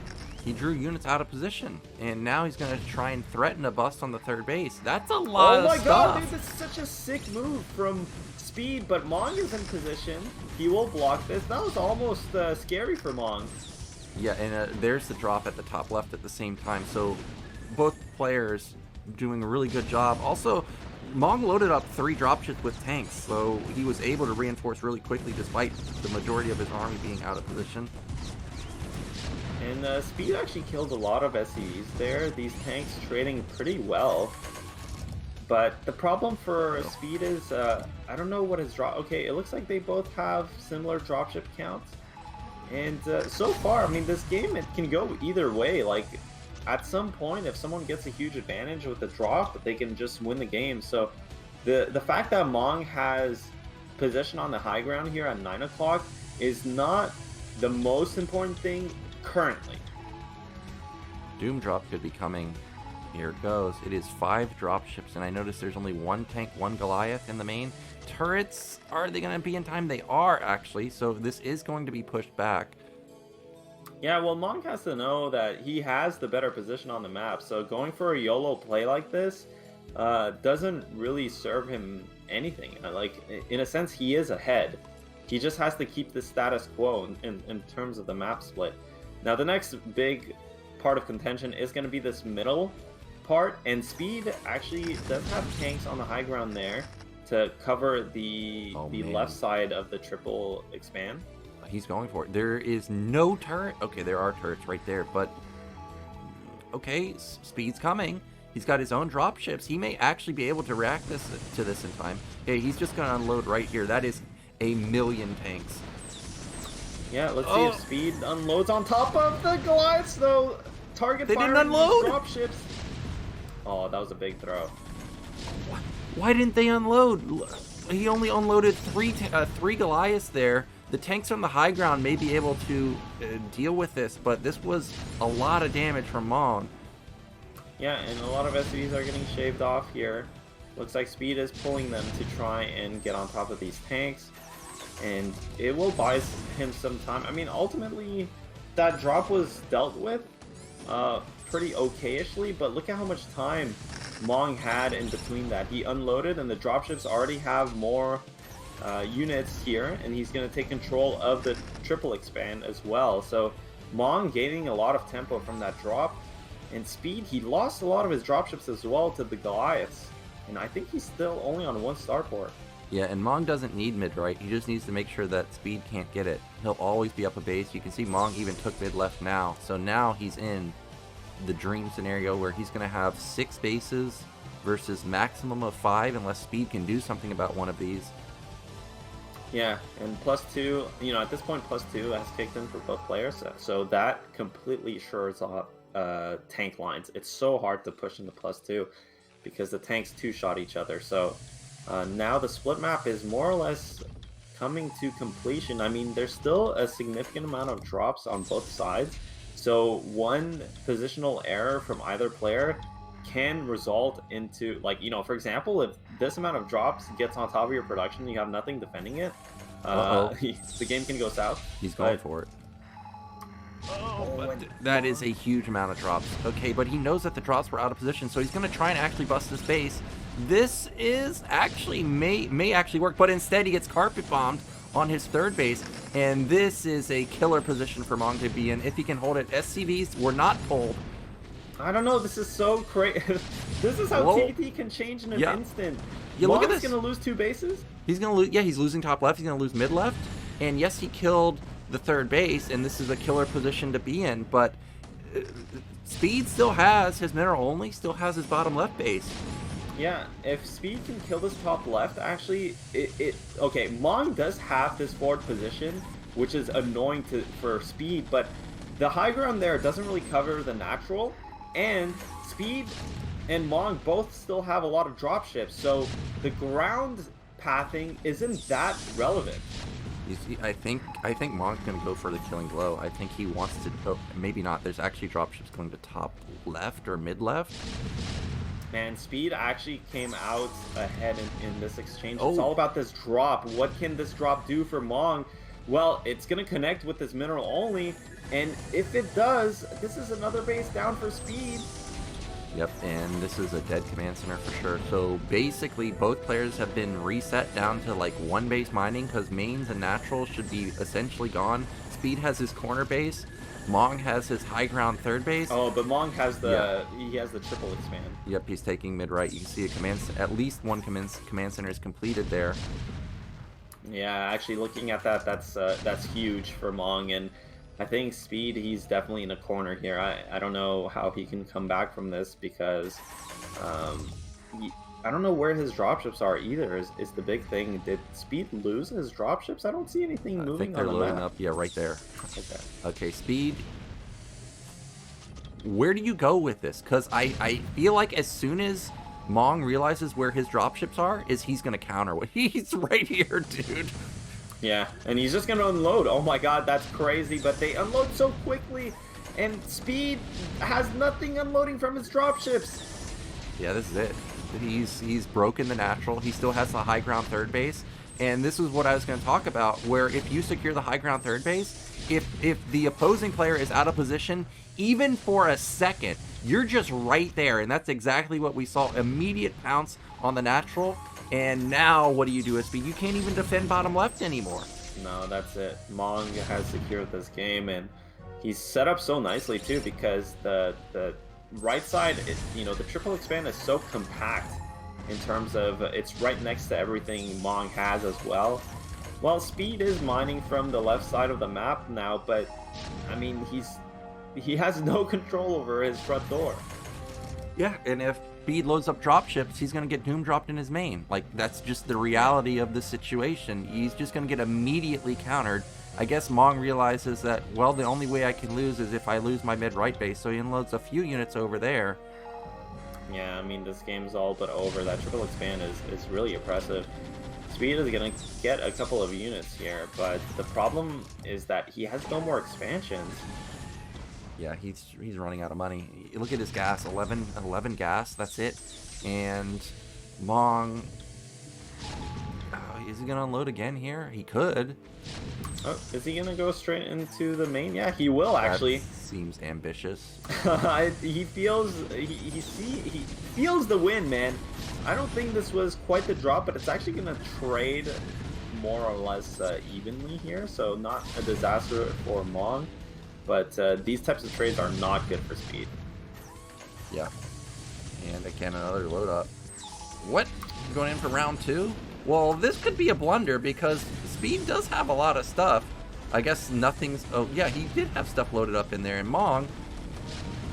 Yeah, that was actually super confident there because if that doesn't work out, then suddenly your front contain is gone. But Mong knows he's super far ahead and he's just trying to end this game. Yep, he does have a couple units left over, and that's all you really need at this point. More tanks coming in for Mong, and that's probably going to be all she wrote. You can hear a lot of scans going off, most likely the GG scans. Yeah, I think Speed knows he's almost done here. Mong is loading up another pass. And, well, Speed is still playing the game because he actually expanded successfully in the middle left, but he doesn't have control over his production. Yeah, he's not mining gas in his main or natural, and all the key units in Terran versus Terran require gas, so he's like basically gas starved. He's going to try and take the units that he had at mid-left back to his main, I'm guessing, to try and save it. But Mong scanned it, so hey, if you leave this, he may just go over there and drop that location. That's so funny that actually Mong didn't even come. Well, Mong already stopped the production from Speed, so It looks like Speed is going to go for his own counter. He thinks that, well, the only chance I have is to get on top of Mong's production, and Mong already set up, and that's going to be it. Yep, it was a good idea. It's the only move you can make. There's the GG, and that means he is going to be eliminated. Yeah, unfortunate there for Speed. I think, well, that game was pretty close actually. They seemed neck and neck for a while, but Mong kind of just outmaneuvered Speed. He had the early game advantage as well. I think Mong basically had a lead throughout the entire game, and he kept it and eventually won the game. Yeah, it was really well done from both sides. The multitask in TVT at high level is just crazy. Like they're dropping at the same time, they're counterattacking, they're reloading their drop ships, and then I look at the mini map and I see that they're also like double expanding. It's just crazy how they're doing so many things at the same time. But congrats to Mong. He will not be eliminated, at least not just yet. He will get his rematch versus Shine in the Deciders match. And the Deciders match, which is going to be on Retro, that's going to be a really interesting match. Unfortunately for Speed, does get eliminated here. Um, and that's how it goes. Yep, just how it goes. This is, where are we at this point in the game? Okay, this is where we first start getting into quite a bit of dropship play. Yeah, I mean, I think the game here was pretty stable until Speed went for that bust on the left side, which succeeded. But the counterattack from Mong, I mean, I think after this happened, this seems slightly decent for Speed, but the the advantage Mong had in this position was that he was already expanding to the mid right. Yeah, Yeah. and look at how that this is exactly it. If it weren't for that, I think this was good for Speed, but this mid right portion, the triple expand, eventually paid dividends. Yeah, because this looked dangerous. You're losing your mid left, which is obviously a key base. Then you lose top left, which is also a Yeah. gas base. So you're looking at this situation and thinking, well, technically Speed's ahead in bases because he's got his mineral only. He's got even gas bases. But yeah, it was good idea to take mid right. And Yeah, of this course, was spot on actually from the Korean analysis that they pinpointed to the fact that Mong was expanding in this situation. If it weren't for that expansion, Speed had the upper hand for sure in that trade. indeed he did. So I think we're going into a break now. And as you see, final match of the day going to be a rematch Mong versus Shine. We'll be back in just a couple minutes.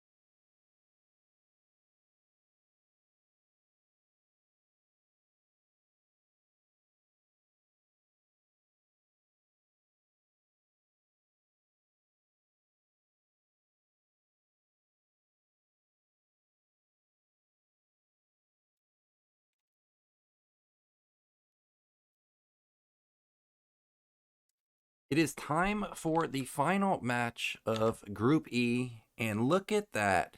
No retro this time. It is going to be Apocalypse. Debated me, Nyoken. Now I understand that for the final map, it's those 3 maps. Indeed, you figured out the code, man. Dark Origin and Retro and Apocalypse are the 3 final maps to choose from the Deciders match. I mean, have we only seen Retro? It seems like that, yeah. I think we saw 1 game on Apocalypse, if I remember correctly. But I can't remember who that was. Yeah, let me look that up. But Apocalypse is, I mean, all 3 maps are pretty balanced, actually. Yeah, I'm a fan of all of them. You know, I don't mind Dark Origin, even though it's a 2-player map. I think it's pretty good. Obviously, Retro is great. I mean, standard map. We see amazing games consistently on there.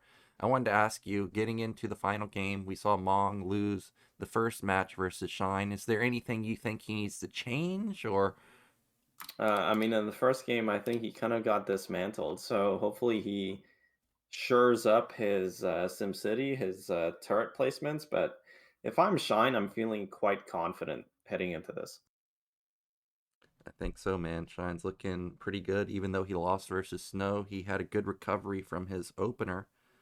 And having already beaten Mong in the first match, I'm sure he's feeling pretty good about his chances here. It is Apocalypse.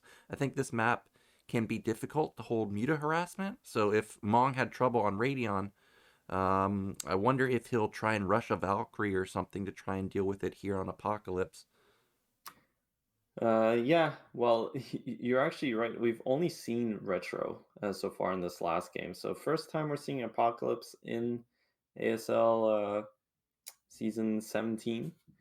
And yeah, I mean, we'll see. This is the final match of the group. Who will be joining Snow in the round of 16? Will it be Mong or will it be Shine?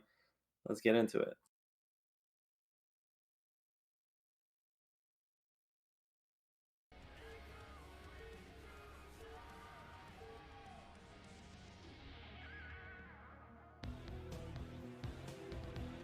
And in the top, we have our Terran player. It is Mong. And in the bottom right, Shine in the blue Zerg. Oh, I was hoping maybe there could be a 5 pool, but not going to be the case. You're always looking for that. I'm looking for it, man. Mong got the worst spot here Yeah, in terms of the wall because the racks will be facing outwards, and on a 3-player map, like, that's, you know, if you're in Shine's position, right, you have a 50% chance that your opponent has to wall kind of poorly. You might go for a pull first, but, I mean, we'll see. Mong is going to put down a depot. So this is going to be the awkward wall that you're talking about. Marines popping out on the wrong side. I mean, we saw effort last season, I think. He basically abused this against one of the really good Terran. I think it was JYJ, even if I recall correctly. But he went for 9 pull and instantly ended the game on these positions.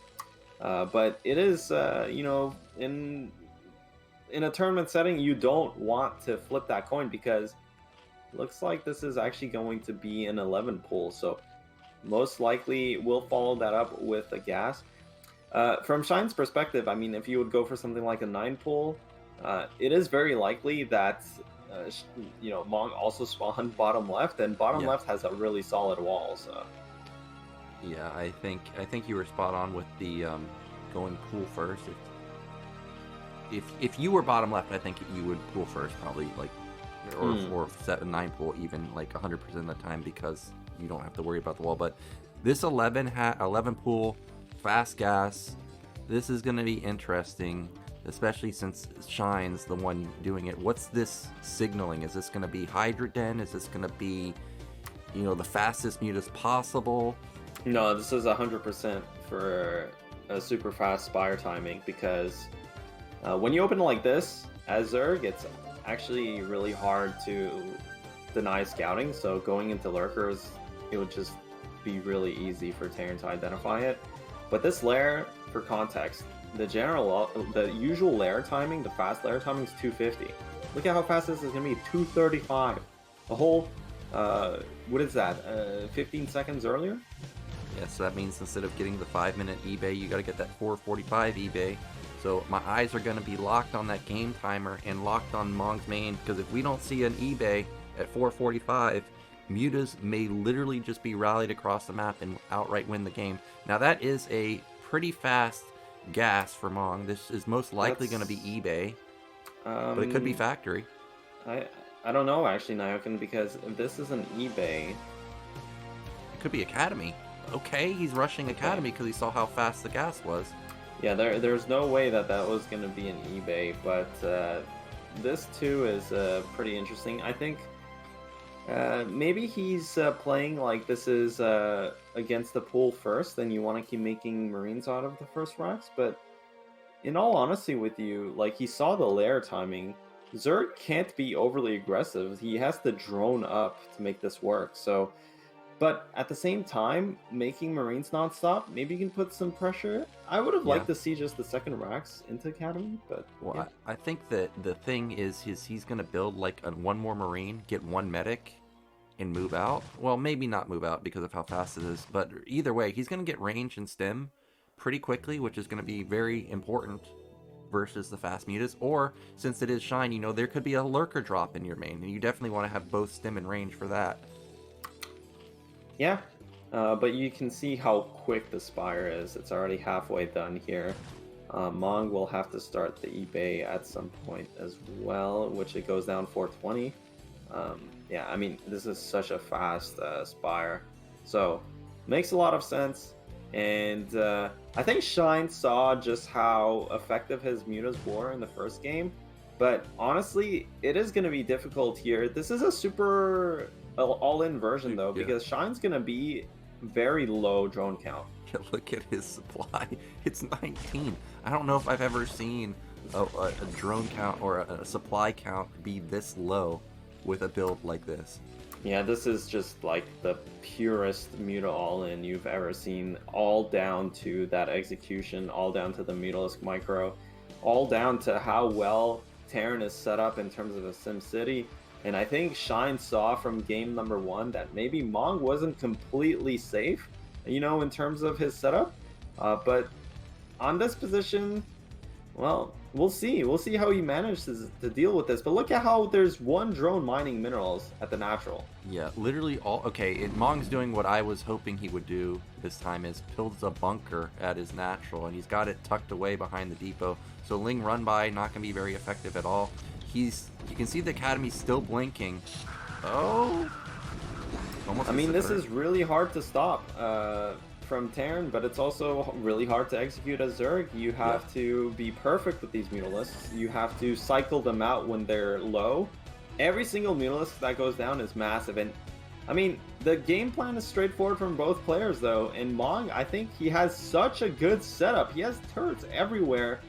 He's already teching the factory. Oh, it's gonna be so hard for Shine. Yeah, he just has... Oh, he didn't fire on that turret, and that means it actually completes. You can see the Academy's no longer blinking, so range and stim are both done. But the mutas are in a pretty good position right here. It's gonna be hard to engage on them. Yeah, and he already lost a Mutalisk, but these mutas are... Okay, he loses another Mutalisk again. Oh, and this is really bad for Zerg. I mean, he has another, you know... The +1 air weapons timing is really what you want to look for here, because that's when the turrets get 2-shot. They no longer really contribute significantly to the defense, but bleeding Mutalisks already and not really killing too many SCVs, like Terran just has to keep spamming turrets, and that's it. Yep, that's all he has to do. And Shine did confirm that it is fast tech, so he does have something like 3 minutes before a vessel or a Valkyrie gets out, so he's got to do crippling amounts of damage before then. This is a good spot to be in. The Mutalisks can fight really well against Marines without turrets, but that's a lot of Marines. Only 2 medics, they're probably running out of energy, but this is not the spot you want to be in as Zerg.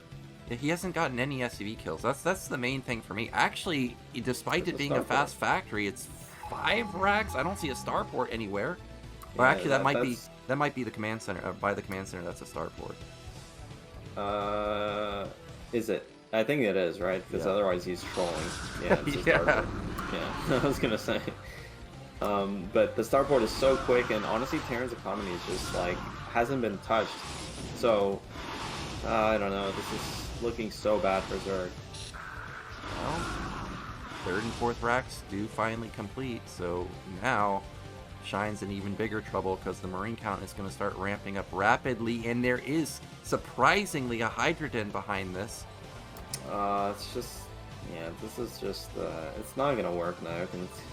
Zerg's so far behind. Like, the only chance you have with this is if you don't bleed Mutalisks. If you save every single Mutalisk, you wait for the regen to kick in, and then you trade over and over, and eventually you get like a supply lead, and you have like 2 control groups of Mutas just going for the final kill on top of the racks, but he just never got that snowball going.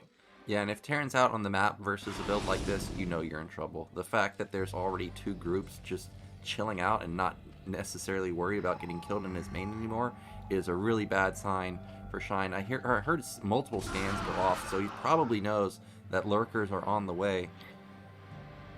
Yeah, and well, he is floating the factory back to land it. All Mong has, I mean, there's still a chance here for Shine, but I think Mong realizes all he has to do is sit outside of his main with these Marine medic to prevent the lurkers from going to the map. And they're trading well against these Mutalisks. You can see Shine, he's trying to create that situation where he cleans this Marine medic ball up and then moves in with the lurkers to end the game, but the trades are just too good for Terran. Now, Zerg does have a lot of lurkers. It's like 9 lurkers being morphed here. So if he can catch this army with hold position lurkers or something, counterattack could be devastating. Muta's going to try and find another opening, but they just take so much damage. First tank is going to be coming out pretty soon. Vessel also. Yeah, the vessel is a drop ship. No, that's a vessel. That's the bunker loaded. Oh, it was the bunker that loaded up. Okay. Well, the lurkers sneak around.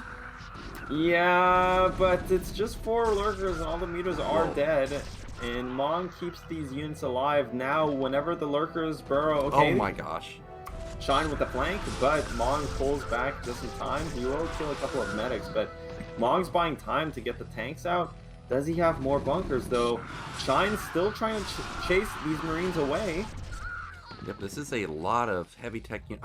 This is worrisome. He has 1 bunker, dude. You need more than this. Wait, yeah, this is actually really scary for Terran, but he can potentially even abandon his natural. He does have a tank, and he has vessels, so honestly, I just don't see Zerg busting through this, because even if he kills the natural, the tank vessels, 2 vessels are already out, man. Yeah, 2 vessels, and now there's no support for the 4 lurkers. The bunker, even though it hasn't completed, I feel like there's no way the lurkers can get by this army. Yeah, and I think that's going to be it. Honestly, vessels in these low eco situations are so oppressive because every single lurker is like, it costs a lot for Zerg. So whenever irradiates go off, Terran's pulling that much more ahead, and with the tanks as well, look at the supply. Zerg's pretty much dead in the water here. He's going to go for 1 last bust, but against this bunker and double tanks, it's just not going to work. A 1-1 finish for Terran as well. Yeah, so +1 armor, obviously massive for Terran. No longer you get 2-shotted by the lurkers. Right now, all he has to do is wait for the incoming attack and hold it, and he's going to win this game. This is most likely the final attack. It's double tank, triple tank, and we're going to see GG any moment now. Yeah, well, it does buzz the bunker, but that's going to be it. Shine is going to tap out, and Mong is going to advance to the round of 16. Yep, and Mong made it look easy. He fixed those holes that he had in game 1. He just knew that he needed to build more turrets this time. He was really snug with his building placement. I really like the starport right up against the command center. No chance of it getting picked off. That was really well done. Yeah, I mean, that kind of build from Shine is completely telegraphed. In a sense, it's the complete opposite of what you would expect from Shine, because Shine is this player who, you know, he has that reputation of being tricky, but when you go for that really fast layer tech, it's only one thing it can be. and that's really quick mutas into basically an all-in situation. Like maybe the only tricky thing Zerg can do is drone up before making mutas and play a macro game, and maybe Terran overcommits on the turret defense, but it's such a huge commitment for Zerg to go pull gas hatchery. Like you see just how few drones he had. Like he only made 4 lings and a sunk, and he was only mining with 1 drone at the nat for that insane muta timing. So from Terran's perspective, you know Zerg's going to be on low eco. All you have to do is make a lot of turrets, and his SimCity was spot on this game. So Yeah, he built like, what is it, like 12 turrets or something crazy. It was really good defense.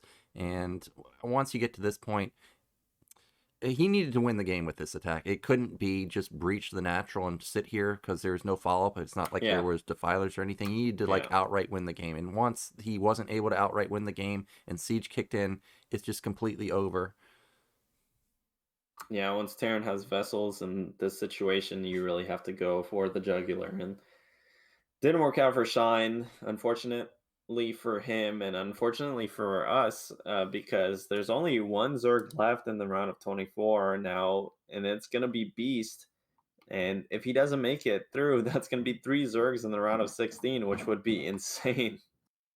Yeah, and I think we already got like 6 Terrans through, 4 Protoss, something along those lines. So definitely need some more Zerg representatives. We're going into the winner's interview with Mong. I'm sure he's very satisfied with getting revenge here against Shine. It boosts that TVZ win rate also. Yeah, played, I mean, again, pretty straightforward defense there. It's very telegraphed from Zerg when they go for that build order, so it was good from Mong to... You know, Apocalypse can be a bit tricky sometimes to build your base, especially at the 12 o'clock, but he had the perfect setup there. I think Shine from the previous game saw that Mong's, Mulistic defense didn't seem too crisp, and so I think he decided to go for that, but this time around, Mong, I think, learned from the first game and just super clean defense. Yeah, and he looked especially good versus speed. Multitask was there, build order was there. Got maybe the Rax positioning was a little bit questionable, but everything else other than that, he looked really solid. Finally, Mong showing some good form in ASL. So if he can get a good group, maybe we can finally see him moving on into the round of 8. Well, I think that's going to be a bit of a stretch, but we'll see. We still have the group tomorrow, which is going to be Royal, Beast, Rain, and Barracks. That's going to be a sick group as well. But for today, Snow and Snow and Mong making it out. Yep, Snow looked as deadly as ever. You finally get to see the Reavers just completely blow up a Terran in an ASL game. Snow played very confident in his Shine match, also very patient, just wait for the game to come to him, no need to overextend or anything.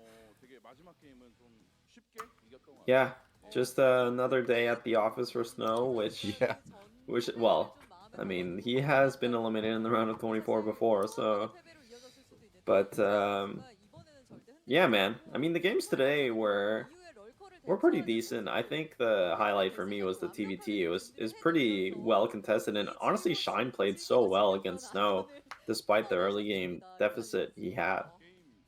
Yeah, I agree with it. I also think that the TVT was the highlight. It was very back and forth, really good multitask, really good positioning from both sides. Despite speed, I think in the initial stages looked a little down in a deficit. He recovered quite well. I'm looking forward to seeing him try again next season. But you mentioned we have our final group tomorrow. We've got the return of Rain. I don't know if you've caught any of Rain's games or watched his stream, but what do you think about that group? Yeah, I mean, Rain, he's always killer, man. This guy's like he's like an RTS legend, he's super talented. Every time he decides to compete, he does really well. I mean, remember that comeback season where he only lost to Light in the final? Yeah. But making it to the final is just insane. So I think in Group F, Royal and Rain are 100% favorites. But Beast, he's that kind of very aggressive Zerg player that can always make it through in a best of one situation. And he's not only aggressive, he also has a lot of mind games. Like when I was casting the StarCastTV Star League, Beast had a few mind games where he pulls drones from his main, transfers them to his natural. Terran scans the natural, sees, hey, there's a lot of drones. This guy must be powering. But hello, Beast has been building lings the whole time. You move out and you don't have stim, and well, goodbye your entire army and the game's over. So you got to be very cautious versus Beast because what he shows you isn't necessarily what he's doing. What about Barracks though? I think a lot of players have high hopes for Barracks, but for whatever reason, he's kind of like Mong here in this sense where it just doesn't transition into ASL. Do you think this could be a season he can get past or get past this group? I think this group is just too difficult. Even Beast would be difficult, I think, for Barrack. So he's gonna have a really, really hard time. I mean, against Rain, he's gonna have a really hard time. Against Royal, he's gonna have a really hard time. So if he makes it through, that would be a pretty shocking upset in my opinion. And he is playing. He's gonna be playing Rain first on Radeon, so I think Royal against Beast. I think Royal should be pretty good in that TVZ there, and then that's gonna set us up for a TVP tomorrow. Rain for winners match. Rain Royal, and Beast Barracks, and then I mean maybe if Rain beats Royal, and then Royal is in the final match against Barracks, and Barracks beats Beast or something, and that's anyway. We can speculate, but I think it'll be very difficult for Barracks. Okay, well, you heard it here first. Those are Gypsy's predictions. We've got a rundown of how today went. Snow crushed Speed. That was a devastating game. Then Shine crushed Mong. Snow takes down Shine. Mong versus Speed had the game of the day. And then Mong versus Shine, good defense, ends up getting revenge. And as you mentioned, there are 3 Zergs. That's it. Sulky, Hero, Action. They're going to try and hold the torch for the Zerg players. Meanwhile, Terran, I mean, who's missing from the Terran lineup? Pretty much nobody. And then also Protoss not really missing anybody either. Yeah, well, we still have Royal and Rain, so that's probably going to be 7 Terran and 6 Protoss, barring a crazy upset tomorrow. Again, Beast might be able to do that. I think, again, in a best of one, an aggressive Zerg can always win.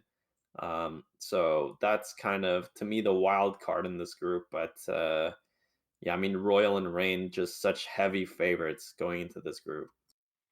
Well, in ASL, Royal, of course, had his win, but there have been seasons where he's kind of hit or miss, right? Maybe there could be the upset. But that's Light, who has the best TVP by the biggest margin you could imagine. Yeah. So I mean, he's basically the only Terran that I think has ever had TVP this good. Honestly, his TVP is like, it's like not even a human playing. Oh, it's not?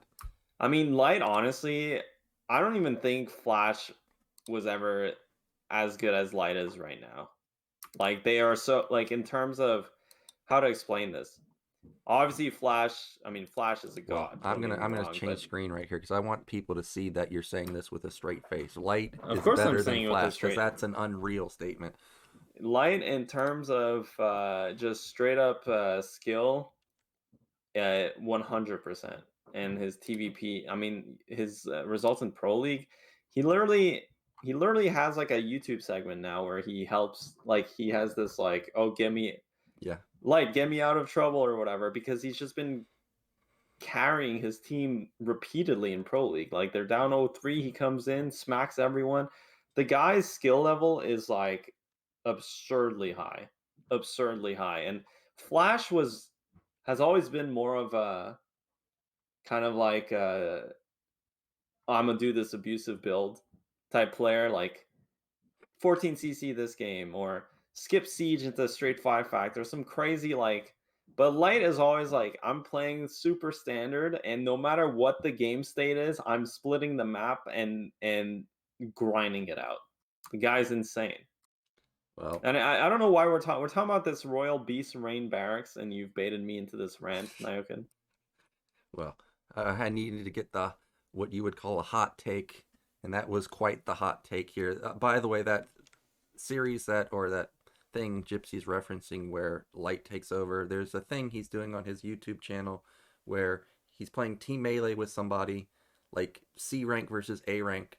When the C rank player gets into a position that they feel like they can't win anymore, he takes over the controls and tries to play from a deficit, to say the least. There have been games where I've seen him play and he takes over and he has literally 0 units and he manages to come back. It's ridiculous, but it's an exciting thing to see because it kind of proves that decision making is the most important thing. Like, you can be in the most wild scenario and come back, at least at those levels. Obviously, when we're talking at higher levels, that doesn't happen, but at those levels, if you can just make good decisions and build units yourself, you can actually recover.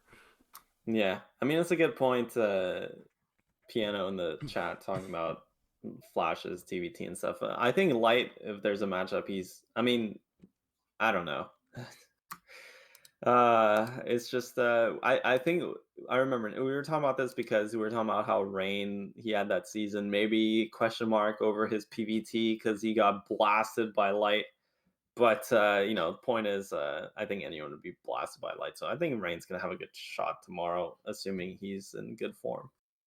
Okay, well, I look forward to it. That's the end of today's cast. We're going to cut over to the ASL screen before we go. Thank you guys for watching, and we'll see you tomorrow. Yeah, have a good one, everyone.